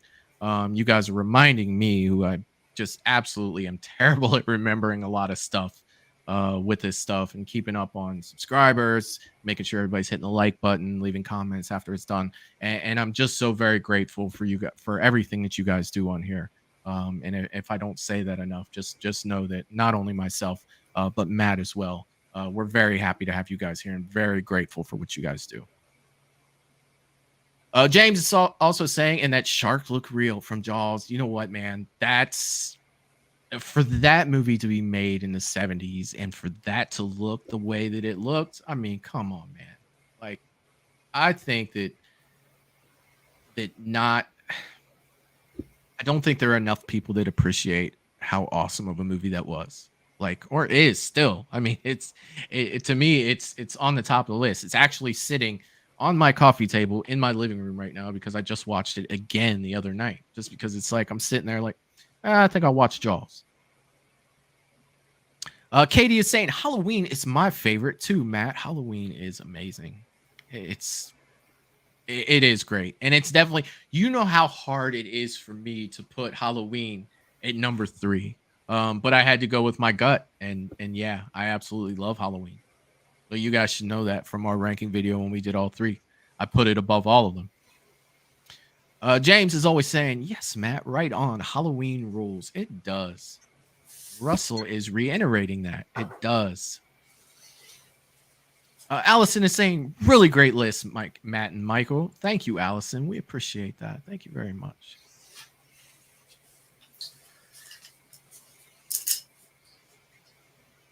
Katie from Popping Popcorn is also saying, great list, my dear friends. Thank you, Katie. And you know what? If you ask me this in a week, it might not look exactly the same. And that's the fun thing about them. You know, they're, you know, you sit down, you make them. Like, my list probably changed 3 or 4 times. And that's why I wanted to throw those honorable mentions in there, because they're great movies too. James is also saying, you're right. Black Christmas never got the sequel, which probably was for the best. And yeah, it could be. It you know, Black Christmas, it's not, it doesn't have the pacing that a lot of the horror movies have, but at the same time, that doesn't make it bad. Like, if you like slow burn movies, Black Christmas is definitely a good one, especially in horror. Katie from Popping the Popcorn is saying, I've never seen Black Christmas. Don't come at me. No, just check it out when you get some time, Katie. It's definitely worth a watch. Jerry is also saying he hasn't either. Definitely, Jerry, I know that you love horror movies too. You should definitely check it out. Let me say this real quick, guys, because I've started to feel like almost like nobody should. I started like feeling bad, like all the time, especially when I started, you know, working the horror booth and stuff. I'd be like, oh, I haven't seen that. I felt bad. I haven't seen that. Guys, for all of us, there are movies that slip through the cracks, man. You can't watch all of them. So No. there is zero shame in like even a movie that people love and rant about that. If you haven't seen it, dude, we all, I don't care who you are, we all have those movies. It is no freaking big deal. But like for the longest time, it like bugged me. I was like, I almost started feeling like, because I started realizing there's true horror fans out there. They've seen everything. I'm like, am I a poser? Like, why do I have the horror booth? This guy's seen everything under the sun. Have you ever had a job? Like, you know, how's he have the time for this? Yeah. There's movies, all of us, that slip through the cracks, man. Even classics, dude. Like, yeah. But I do recommend watching it, guys. Black Christmas is definitely a good one to watch. And you're going to want to watch it because in the next couple weeks, we're going to watch a fan film called It's Me, Billy. And it's a direct sequel to Black Christmas. So you guys definitely check that out. If you have Shudder, I believe it's free on Shudder. It's free on something. It might be Tubi. I don't know. But it's definitely free on something. And it's definitely worth the hour and a half runtime. Check that out. Can I say one more thing real quick, Michael? Yeah, go ahead. I don't think I've ever seen it. Black Christmas? Didn't you just say how good of a movie it was? No, I didn't say that. Yeah, you need to watch Black Christmas.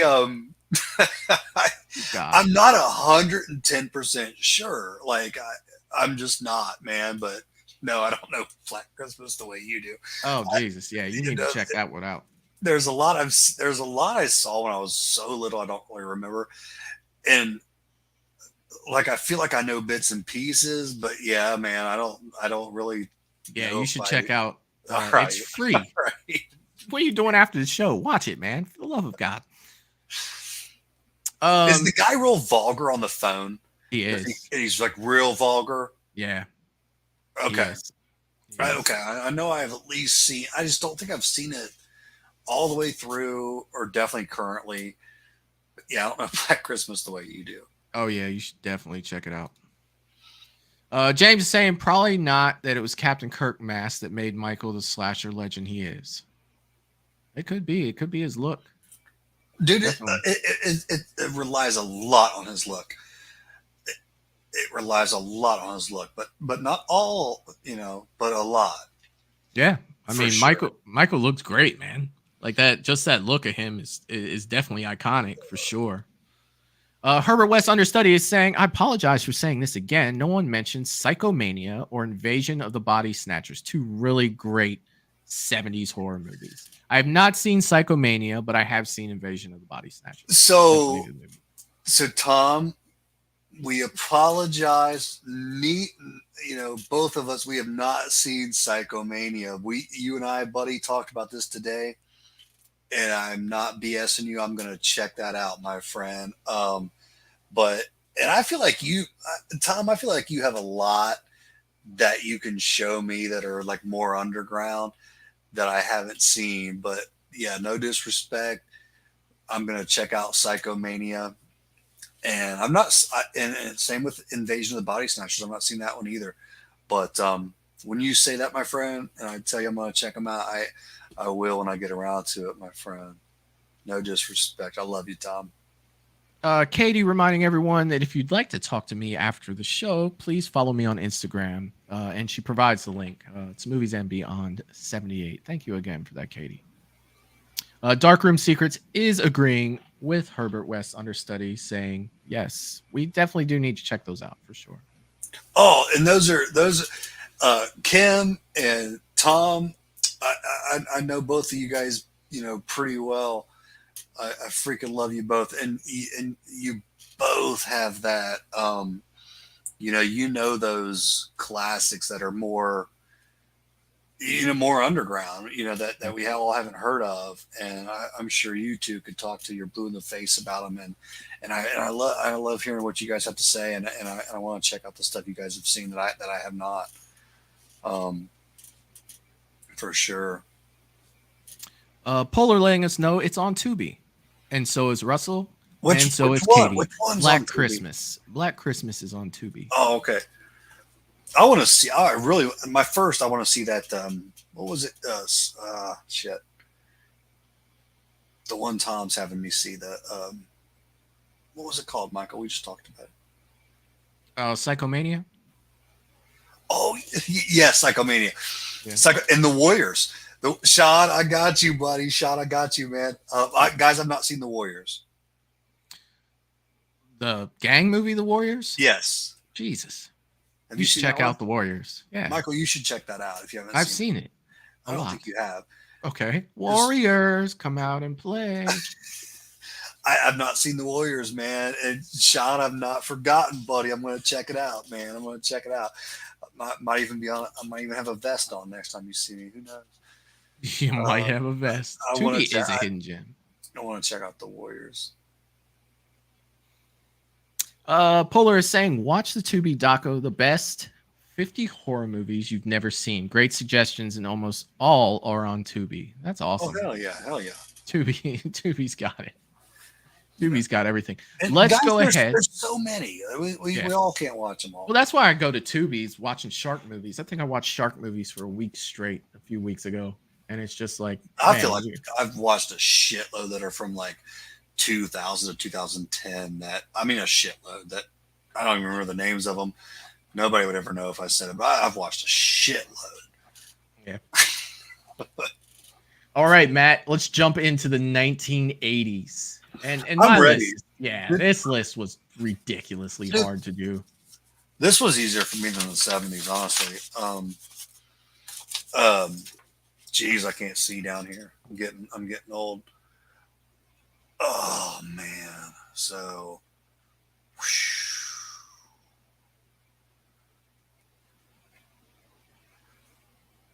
all right, guys.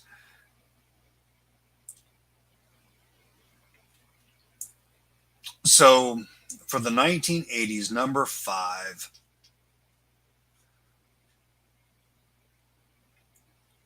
I'm going to go with Halloween 2, 1981. Okay. Sorry that took so long. No, you're all right. I have trouble seeing down here.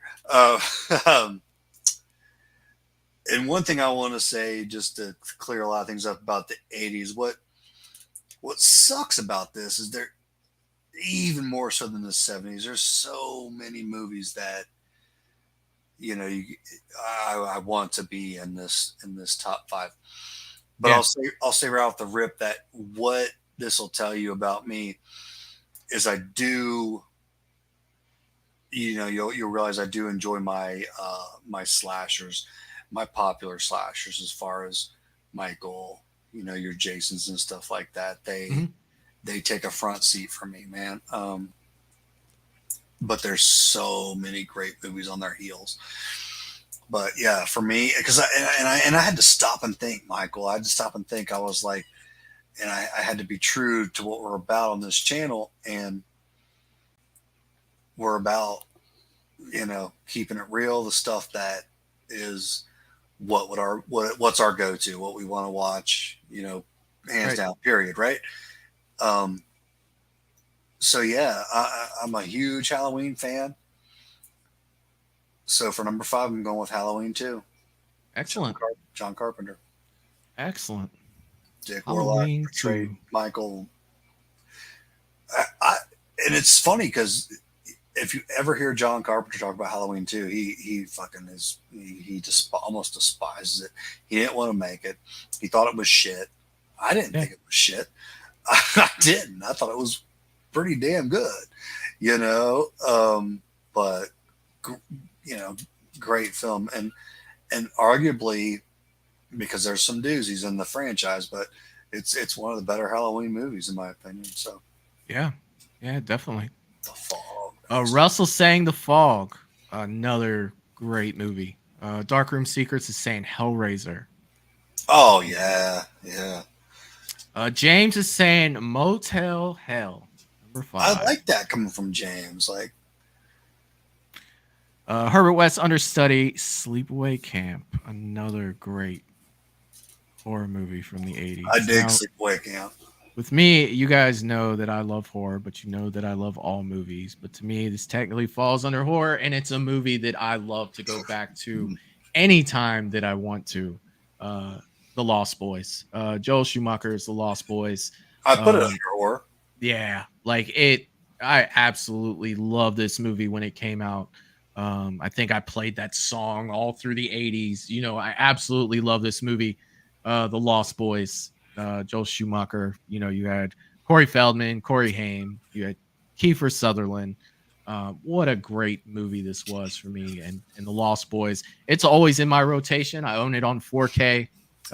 Definitely watched The Lost Boys quite a few times and love this movie. But yeah, that's my number 5, The Lost Boys. That's Lost Boys is definitely an honorable mention for me for the 1980s, and it's what I would say when what first thing that comes to mind is fun. The movie is so damn fun. But yeah, that's a nice number 5 for sure. But it's stupid fun. So all right, so number 4.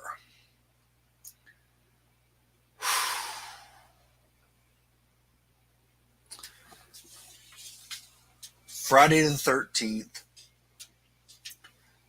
Part 3. All right.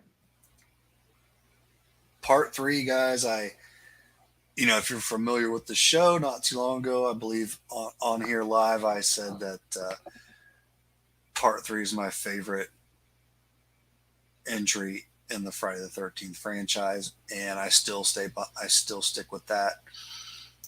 These are things that can always change, but yeah, man, it's something about 3. The first time he gets the hockey mask, definitely iconic.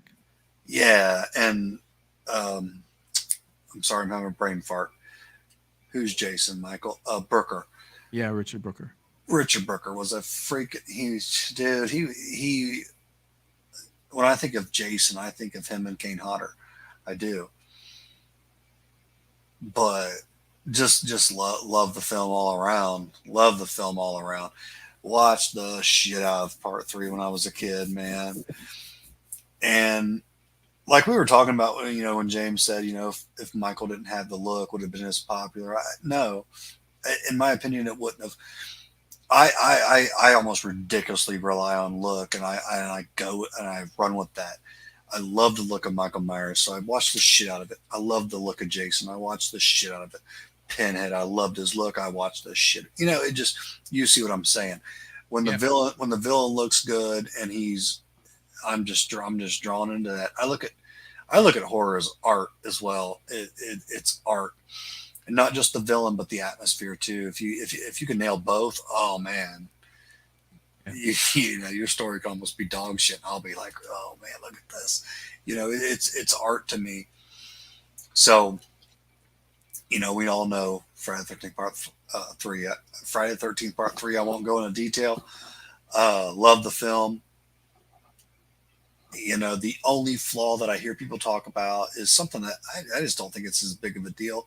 Do I like it? No, but it's when they're talking about the kind of, the dream thing where, is Jason a rapist or whatever, I just don't look at it as a big a deal as most people do, Yeah. So like, great kills, the freaking smash in the head, the eyes popping out, Jason with first gets the mask and shoots with the harpoon. That kill is stupid good. Like, I just love everything about it. Oh yeah. Yeah. Teresa's saying, anybody out there put Halloween 3 in their top 5 80s horror films? I didn't think so.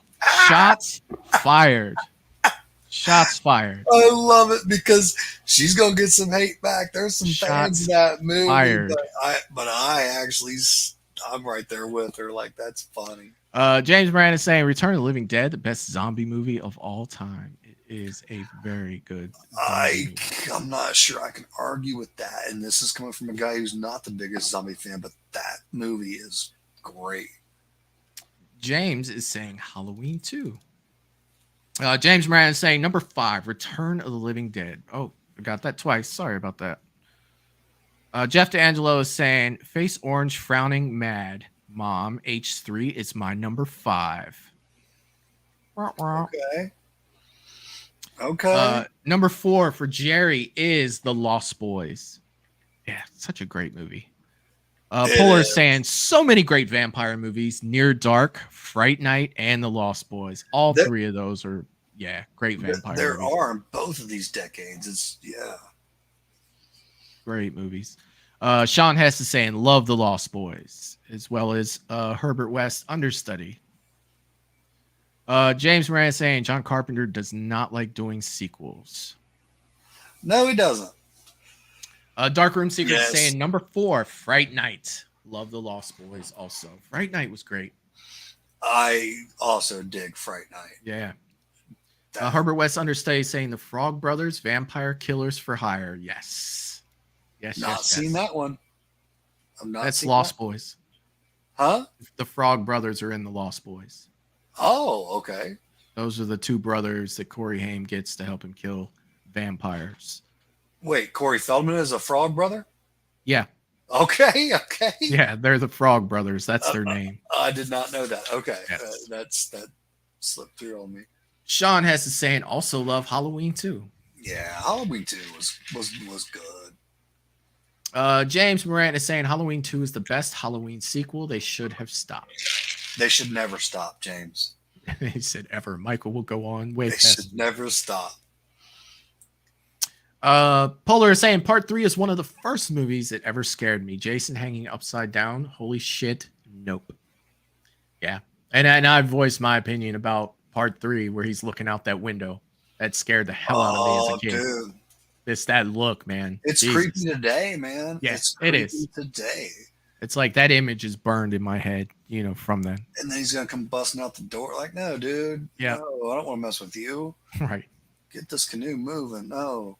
Jeff D'Angelo is saying my list: number 5, H3; number 4, Friday the 13th; number 3, Killer Clowns; number 2, Lost Boys; and number 1, A Nightmare on Elm Street. I dig it. Good list, man. I dig it. Good list. Russell is saying Near Dark is my favorite vampire movie. That's awesome. I've not is seen that awesome. one. That's another one that went through the cracks on me. I've not seen that one. James Moran is saying number 4, Fright Night. Fright Night, best vampire movie. Definitely good. Definitely a good one. All right, so I'm leading these, right? I was the first one. I already did my first. You did your first one. I did my first one as well. So it's me on number 4. yes. Okay. So is that right? Is that where we are? No. I think what? No, I'm on 3. Okay, then I'm on number 4. Yeah. Okay, so it is on. Oh man. My number 4. I'm going with. Oh, you gotta do your number 4 still. Okay. Yeah, I'm going with Aliens. James Cameron's Aliens. Okay. The second one. That's my number 4. Continuation to Ellen Ripley's story. And you know, this had less horror elements, but it was a great movie. You got the introduction of the Queen. That's you got Newt. It's the cast alone. You know, Game Over, man. It's just a great movie. You get a different director for the sequel, but you get James Cameron, and he knocks it out of the park. Aliens, number 4 for me. That's not just awesome, but you've even got me wondering, like, how did Aliens not get in my top 5? Like, I'm just double thinking right now. But guys, these lists are not easy. They're not easy. But yeah, dude, Aliens is so good. So I'm on number 3. A Nightmare on Elm Street. Oh yeah, Nightmare on Elm Street, man. It just and it's funny because if you talk to me, you know, Michael, you and I, we've talked a bunch about the franchise, and if we're talking the franchise, you would almost leave the, you know, thinking that Matt doesn't care that much about, you know, a Nightmare on Elm Street. yeah. But when you're talking the original, I absolutely do. No, I'm not the biggest fan of the entire franchise, but that original, man, has a special place in my heart. And it was so good. It was so good. And it was, the story was different is another big thing. You know, I talk about the look, you know, that I love the look of characters, and I do. And Freddy, God, he's stupid. You know, the way he looks is fantastic. But also how different it was. This guy that gets in your dreams, man, you cannot escape him. It had so much going for it. The knives, the glove, and the knives. In my opinion, the best number 1 horror movie weapon of all time is Freddy's glove. Yeah. You know, I don't care what you say. It was so unique. But uniqueness all around, the storyline, the character, the weapon, the glove, dude, and it scared the shit out of me as a kid. It scared the shit out of me. And not that like nothing scared me. I'm not going there. I got scared. I can still get scared today, but that was one movie that stood out. That scared me as a kid, dude. Oh yeah. You know, no running in the hallway, Tina in the body bag, and it, you know, dragging by itself and stuff. Dude, that movie was freaky. And it was so good. It was so good. Freddy was creepy as shit. He wasn't that, you know, all these one-liners kind of Freddy we grown to know over time. But it was dark. It was a game changer as well. Yeah. Robert Englund, Nightmare on Elm Street. All right. Number 3, I'm gonna somewhat piggyback off of you. For my number 3. I'm going with The Nightmare on Elm Street. Nice. 3, Dream Warriors. Okay. This one has slowly slid down my list to be my favorite of the Nightmare on Elm Street movies. I saw that coming. It just had everything, in my opinion. You know, it gave me everything I wanted, from cast to the way the story progressed. And don't get me wrong, I love the original. I absolutely love the original. But I definitely had a more of a I almost used the word funner, but I had more fun watching part 3 than I did, the original. It's Nightmare on Elm Street 3. You get Nancy back, you get the best part of the original, back with a new cast and an interesting cast and a great concept. And you actually cared for the characters, and that goes back to what we were saying, when we were talking about the 70s. If you can build that relationship with the characters, that's everything for that. And the only thing about, the original, yes, it was great. But I didn't have as big of a connection with the characters as I did from part 3. And that's why I have Nightmare on Elm Street Dream Warriors. So are you going on? I love putting a staple on it. So are you going on? Are you going as far? Are you saying that now part 3 is your favorite Nightmare on Elm Street over the? Oh yeah, definitely. Nice. Okay. Yeah, definitely. Nice. I like that because I have changes like that. It's awesome. So yeah. Michael's going on record with it. I dig it. Well, I'm pretty sure I already went on record with it, but I don't know if you did. Last time I heard you say is official. I thought the last time you said it is that it's like it's getting really close there for you, that you almost like it better than the original. I could be wrong, but yeah, that's what I thought. That's what I thought you said. Let's see what the beautiful people in the chat have to say. James is saying Friday the 13th, part 3, number 3 on my list. Nice. James Moran is saying Richard Brooker was fantastic as Jason. 100%, man. He was. Herbert West Understudy is saying number 4, Toxic Avenger. I love it, man. Yeah. I love it. He loves his Toxic Avenger, man. I love Toxic Avenger. Russell Dorsey is saying number 4, Beetlejuice. Okay. Beetlejuice. I can't wait for that sequel, by the way. But I definitely have to go back and watch the first Beetlejuice because it has been quite a while since I've seen it, but I absolutely love that movie as a kid. Same. And if you like, I'll watch that with you, buddy, because I got to do the same thing. Yeah, for sure.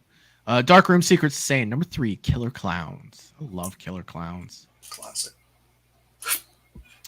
James Moran saying number 3, Aliens, a combination of horror and actually. Ripley, my third favorite final girl. Hudson stole the show. What a great movie. I absolutely love Aliens. It's a killer movie. And that's when, we were talking, our last show that there's another Aliens coming out. And I'm just like, I want to be excited, but, is it going to be, give us something like 1 and 2, man. I don't want this Prometheus garbage. I don't want this, come on, man. Go back to its roots. Well, Bipolar is saying, Matt, I need a Freddy glove. You got one? Absolutely. Polar? Absolutely. That's what I specialize in. I got you. I got a NECA Freddy glove. I got a Trick or Treat Freddy glove. You just talk to me. We'll make it happen. I absolutely do. James is saying, love the glove, Nightmare on Elm Street Part 1. So, yeah, such a cool freaking weapon, dude. So creative. So creative. Polar is saying, I love the movie Wizard. That Wizard. That was with the Nintendo Power Glove, right? Let me know. I vaguely remember that movie. Polar is saying part 3 is my favorite too. Of what? Nightmare. Okay. James Moran is saying Nightmare 3 is the most fun to watch. The story, the effects, the combination of horror and humor. It's the best characters in the franchise. I agree. I definitely agree. James is saying, I think the first 3 Elm Street movies were the best. Yeah, for sure. Polar is saying, welcome to prime time, bitch. Russell is saying, Beetlejuice is on Hulu, Michael. Definitely going to check that out. Yeah, speaking of welcome to, I was just telling you today, Michael, people love that. Love that. I had a, Freddie mask in the shop for like a half a day because Freddie wrote welcome to primetime bitch on it. It looked fantastic. And yeah, it sold within a couple hours, but that's awesome. What a great line, man. Yeah. James, I love that power loader fight with the Queen. Yes. Get away James from and his you, power bitch. loader. I remember that. Definitely Yeah. remember that. James Moran saying Robert Englund improvised that line in Nightmare 3. Welcome to primetime, bitch. That's awesome. That is awesome. Awesome. All right. I think that we are all caught up with you great people in the chat. We are on number 2. Your 2 or my 2? Well, I have not said my number 2. I've only got 2 and 1 left. What do you have left? So I've got the same. So we're on my 2. Yep. Okay. So let me look at my little, oh man. Oh God. Great movies. Oh shoot, man. This is where I want to just draw a tie, man. It really is. I'm gonna go on a whim.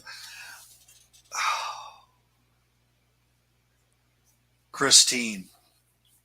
All right. Christine is my number 2. I know you love Christine. When we were at Scarefest, you were just like a kid in a candy store looking at that damn car. I know. I think you were even trying to show me like the Jeepers Creepers truck, and I just wasn't having it, even though I love Jeepers Creepers, but just not like when Christine's pulled up next to it.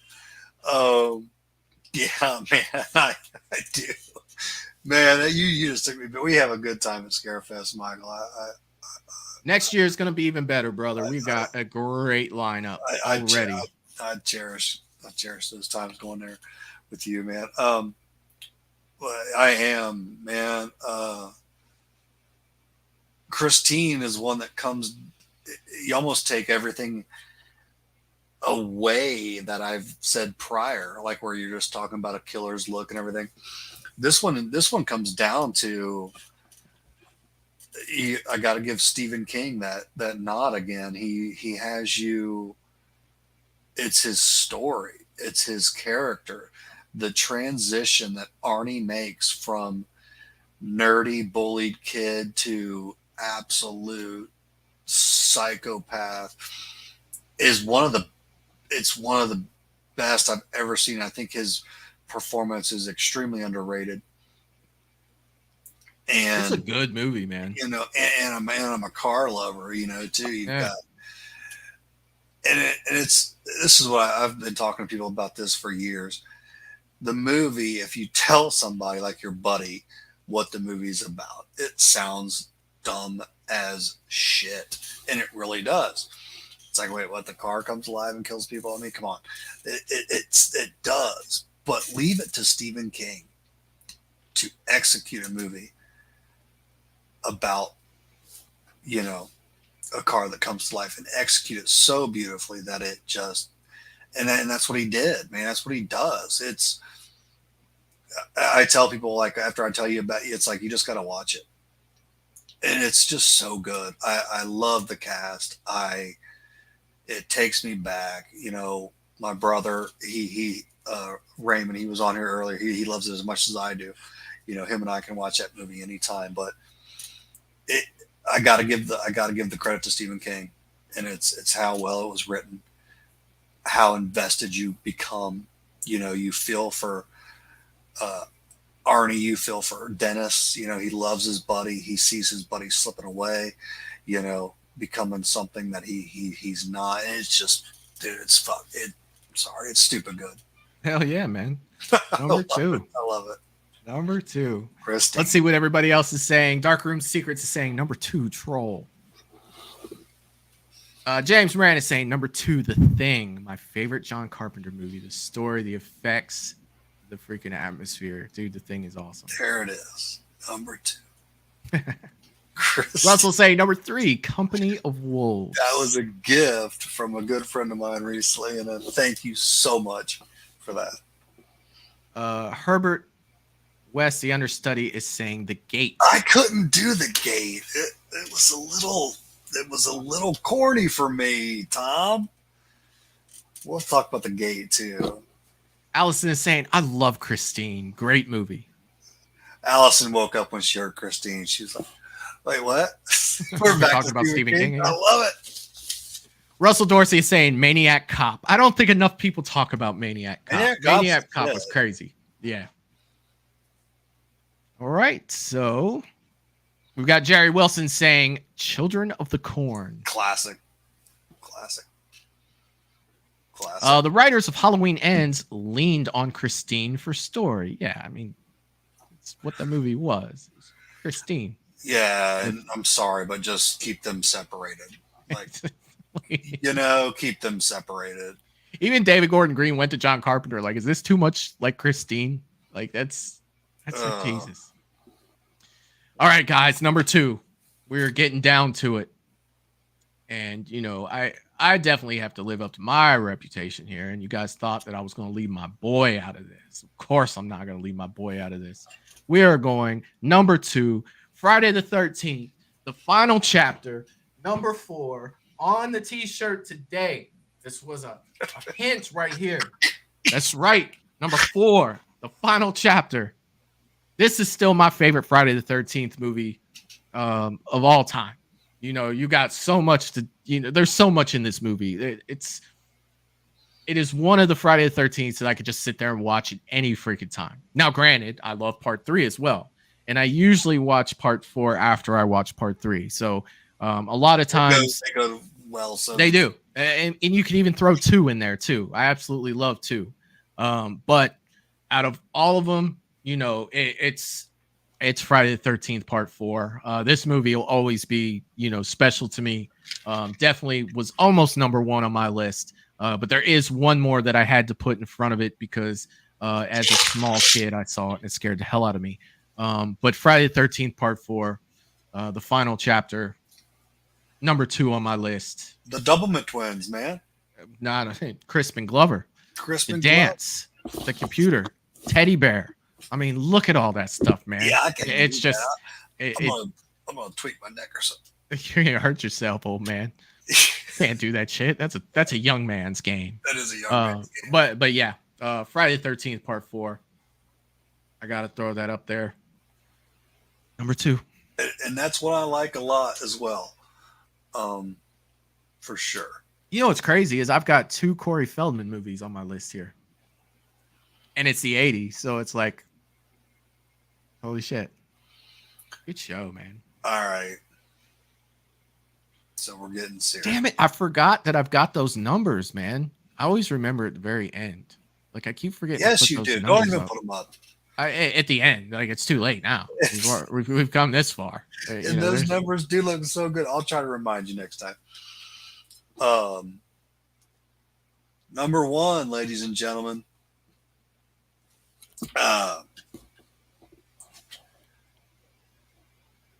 And this was well, I want to say it was game over, but it really wasn't, because this one and Christine are just like it's apples and oranges, man. Yeah. Predator. Damn it, I love my Predator. Yeah. This movie, man. And I don't remember. My memory as a kid is for shit. It's for shit. I can hardly remember, the teachers I had as a senior, my senior year of high school, let alone, what I was doing when I was, 8, 9. But I remember this so vividly. We used to have family movie nights, and, we'd gather in the living room. And I was right there. I would do like the floor thing. I'd put a blanket, pillow right there on the floor. I didn't need a couch or nothing. I just liked the floor as a kid, whatever.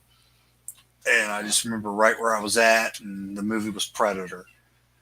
And dude, it just changed my life as a kid, man. This is a movie, and I loved all the, that's probably what got me into weightlifting. As I loved all the, the Arnolds, the Van Dams, all the big, buff action guys. I loved all that stuff. And, Arnold was, in his prime. You've got Arnold, you've got Carl Weathers, you've got Jesse. The cast is stupid. It's stupid. Yeah, ridiculous. Stick around. It's so stupid. And, the movie's good before you even see a predator. You know, you feel like you're watching this good, like special forces, special ops type of movie. Let's What is your favorite line in that movie? Oh Come man, on, I'm gonna put you on the I ain't got spot. time to bleed. I ain't got time to bleed. I ain't got time to bleed. Jesse Ventura is probably my favorite line. Yeah. And yeah, but that's what's so cool is this movie it really does catch you off guard. You feel like you're watching this, kind of action movie, and it just takes a turn, dude. It takes a turn for the best. And then you see this predator that today is one of, if not the best creations of all time, in my opinion. Whoever came up with this is it's genius. It's so badass, and it stood the test of time. The Predator today looks every bit as good as it did back in 1978. But it's like you're watching this awesome war movie that turns into an awesome sci-fi movie that also gives you a twist of awesome horror. It's got it all, man.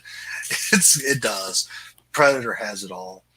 Yeah, it's a great movie, man. I absolutely love it. It's Dylan, you son of a bitch. I think that's probably my favorite line in the whole movie. Too many pencils.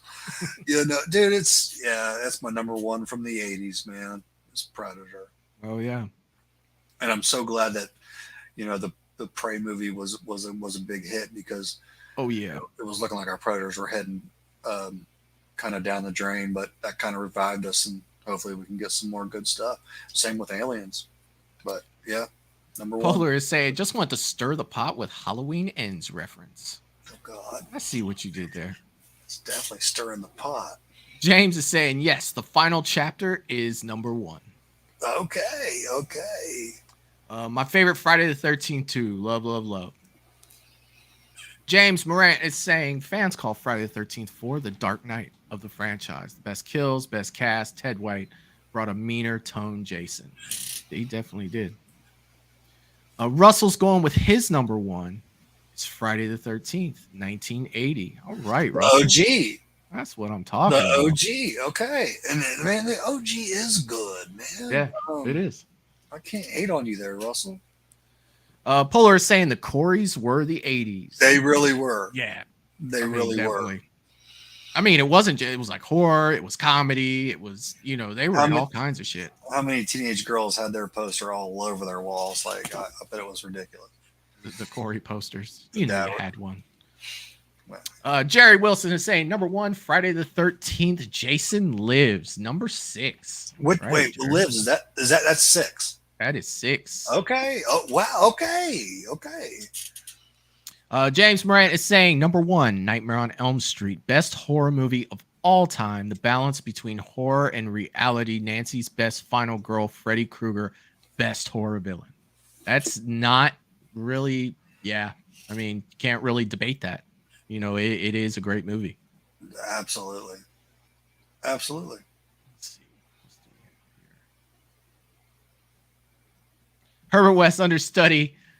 The Reanimator is their number one. Look, the Reanimator, I have so many good memories of the Reanimator. Me and my father staying up late watching the Reanimator, and it was just, I'll always remember that movie. I love your taste, Tom. I love it, man. Yeah. Let's see. Darkroom Secrets is saying their number one is Basket Case. Oh my gosh. I love it, man. That's what's so cool about horror. Now, I've not seen Basket Case, and I know Kim's going to kill me, but really, I don't even really want to. I've seen like the creature and stuff, and it looks ridiculous to me. Like, have you seen Basket Case, Michael? It's been years, but I can see the cover like in my head. Kim, I love it. I love your taste, but yeah, you and I are night and day with our horror. Russell Dorsey is saying the Coreys was the 80s, not Corey Cunningham. What's wrong with you, Russell? All right, so I'm going with my number one. and it probably won't be agreed with, but it's definitely one, as a kid that I saw with my father, and definitely gave me, you know, it definitely scared me. I'm going with Poltergeist. I'm taking that as my number one. Oh, okay. They're here. It's Craig T. Nelson. This movie. Granted, it's probably been. Shit, I got the movie right here. And this has not been mentioned yet, so that's awesome. Yeah, so that's where I went with my number one. But again, this was definitely a hard list for me. My honorable mentions are, I tried to keep those down to 9, but I mean that could even expand. Poltergeist for me, not only Poltergeist, but Poltergeist 2. I was very heavily invested when Poltergeist 2 came out because I loved the first one so much. And I think this comes from being a kid, being able to watch something that you're really not supposed to be watching and staying up. And, it just, there was so much with this movie that really scared me because it was in, a setting that was, not so much of a horror setting. It was more of a suburb area than anything else. To me, when I thought of, like haunted places, I thought of like old creepy houses. I start to think of like Amityville and how unique that was. Even stuff like, The Exorcist and stuff. It always looked different. But something about Poltergeist being in the suburbs resonated with me. That made me like it so much because it didn't have to be somewhere crazy that I had never seen. It could happen here. It could happen, down the street. But I absolutely loved Poltergeist. But I would love to run out, my list of honorable mentions. It's so much good stuff here. I mean, it's ridiculous. I've got Evil Dead 2, The Fly, The Thing, The Fog, Child's Play, Hellraiser, Nightmare on Elm Street, the original, The Howling, Killer Clowns from Outer Space, and Sleepaway Camp. Those were my honorable mentions for the 80s, the ones that really stuck with me. And I see that James has brought this up. Had to leave out Evil Dead 1 and 2. I got you there, buddy. And I got Child's Play, but I did not get The Shining. I know that The Shining, I know it's a great movie. I know it is, but it never really stuck with me like the other movies did. And that's not a knock on The Shining. I know that a lot of people love The Shining. I know Jack Nicholson was great in The Shining, and the twins, they were creepy as shit. Shining barely didn't make my list, barely. But it's and I know it's loved. It's just not in my top 10. It might be like 11 or 12. But definitely a good movie. And I do want to give it its credit for sure. If I can piggyback off that, I'll go ahead. I'll bust them out. I'll say some of my honorable mentions. For the 70s, I'm going to say Aliens, Suspiria, Amityville, Town That Dreaded Sundown, and The Omen. Oh, yeah. For the 80s, I think I have a few that you didn't say. I've also got Child's Play. I've got Hellraiser, Evil Dead, Lost Boys, and I've got Cujo, The Howling, Prom Night, and April Fool's Day, man. Yeah, I think Prom Night should have probably been on my list somewhere, in honorable mentions. I did not mention Michael, it's a hard list, dude. It's a hard freaking list, man. But 2 great decades, guys. 2 great decades. Oh my God. And this was fun, man. This was fun. Yeah. I hope you guys had as much fun as I did because this was awesome. I mean, it's almost, we probably could have done like 10 of the 70s and then just did a different show, like 10 of the 80s, but I wanted to throw these 2 together because there is that kind of 80s versus 70s thing that a lot of people have. And I kind of wanted to throw those together. And I'd kind of be curious in the future, not saying, right away, but throwing the 90s and the early 2000s together. I was going to say the exact same thing because this got me intrigued to do that. I was going to say the exact same thing. I'm down with doing 5 from 90s, 5 from 2000 to 2010, man. And I've seen a shitload from the early 2000s, like stuff that I can't remember the names of. And yeah, so that's where I actually have my gap is 99 through 2003, midway 2003, because that's when I served in the military. So we were deployed a lot. A lot of the horror movies I got to see were already on DVD. I never got to see anything really in the theaters. Right. It was just a tough area for me. So you didn't get the chance for 03 Texas Chainsaw in the theater, huh? No, I didn't see that until DVD. Yeah. That's great. Yeah, I did not see that one until DVD. Now there were a few movies that I did see, when I would come home on leave and stuff. Like, I think I saw but it's probably like less than 3 movies in that time frame that I saw in the theater. Right. I saw The Ring. I did see that in the theater. I think I saw the first Fast and Furious when that came out in the theater, and then maybe like 1 or 2 more movies. But it wasn't, I didn't get to go like I like to go, so there's a little gap there for me. But one movie that I really wanted to make my list that didn't, and we didn't really talk too much about it tonight, was The Fly. Like, I love The Fly. Like, that movie, when I was a kid. I'm glad somebody does. Yeah, like, I really loved The Fly growing up. It was just the concept of it. It was so gross, man. Like, it kind of falls into, like, when I look at it, like The Exorcist, like, where most of the time I'm just sitting there like, that's just nasty. You know what I mean? Like, that's gross. But yeah, I definitely wanted to give a little shout out to The Fly because I really did like The Fly. I know a lot of people do like The Fly. I've seen The Fly. It's just one that I was almost just more like but yeah. James Moran is saying I liked Poltergeist, but I wasn't obsessed with it. Yeah, I loved Poltergeist when I was a kid. Herbert Wesley Understudy is saying the Poltergeist is one good movie. Actually scared me when I was little. Part 2 was scary too. Part 3 not so much. I don't think I ever even watched Part 3, to be honest with you. I've never seen 3. Yeah, I loved 1 and 2. I don't know if I remember 2 that well. Oh God, dude, the old guy let me in. Jesus Christ, that scared the hell out of me as a kid. Banging on that door. Jeez. Now, which one has Reverend Cain? 2. That's 2. Okay. Yeah. He's creepy as shit. Yeah, that's who I was talking about. Oh, okay. Okay. Darkroom Seekers, can we just agree that everything 80s is the best? I'd love to, but I really can't. 80s is the shit. I'll say that. 80s is the shit. But I do see the argument with the 70s. I do. Yeah. There's I had a blast too, James. Yeah. This was James fun. is saying he had a blast. I did as well.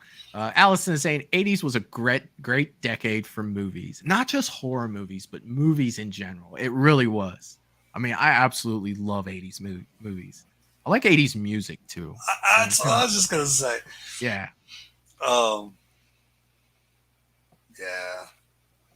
Yeah. Herbert West Understudy is saying honorable mentions The Fly. Thank you for that, man. That's what I'm talking about. Night of the Creeps, The Stuff, and House. I like House, yes. Man, I liked House. I just, and I'll say this, I just recently watched House for the very first time. Really? 2 weeks ago. Oh yeah, I watched that one as a kid. And I did enjoy that. Night of the Creeps, I can dig that too. So Yeah, for sure. Definitely. Russell Dorsey is saying The Fly, Jeff Goldblum. It was The Fly with Jeff Goldblum. Jerry Wilson is saying it was a pleasure hanging with you all. Awesome people, amazing group. We do have the best group of people hanging out in here. Like, I love you guys. Like, seriously, it's a great, great group to hang out with. I see people are taking sides and they're saying like, see, that's what I'm talking about. You know, that's definitely what I'm talking about. I love movies from both eras, and if I had to pick, I need time. I can't just. I agree. I can't just throw that out there. Herbert West Understudy saying, I am just an insect who dreamed of being a man. Russell is saying The Blob and Prince of Darkness. Yeah, I remember The Blob. Oh, yeah, for sure. But I want to thank you guys. And again, we're getting close to 500 subscribers. Thanks for reminding me earlier about that. I appreciate it. I appreciate each and every one of you and all the people that have subscribed to the channel, whether you're here today or not. I definitely appreciate you guys. And if you do want to support the channel, check out the Patreon page, patreon.com/movies and beyond. It is in the top right corner up there. Katie put the full link below in the chat earlier on. If you want to support the channel, that's the best way to do it. There'll be exclusive content over there. And I think that you guys will definitely really enjoy it. Matt, this has been a blast as always, sir. Absolutely, man. Absolutely. And the only thing I have to say is just what it has been a blast. And thank you guys so much for joining us. I love this. I look forward all week long. I'm looking forward to this on Sunday, talking horror with you fine people. So pleasure, hang out and thank you. Hang out for a minute backstage. We'll catch up before you get out of here. And I want to tell everybody else, thank you again. And as always, we'll definitely see you guys next time. Peace.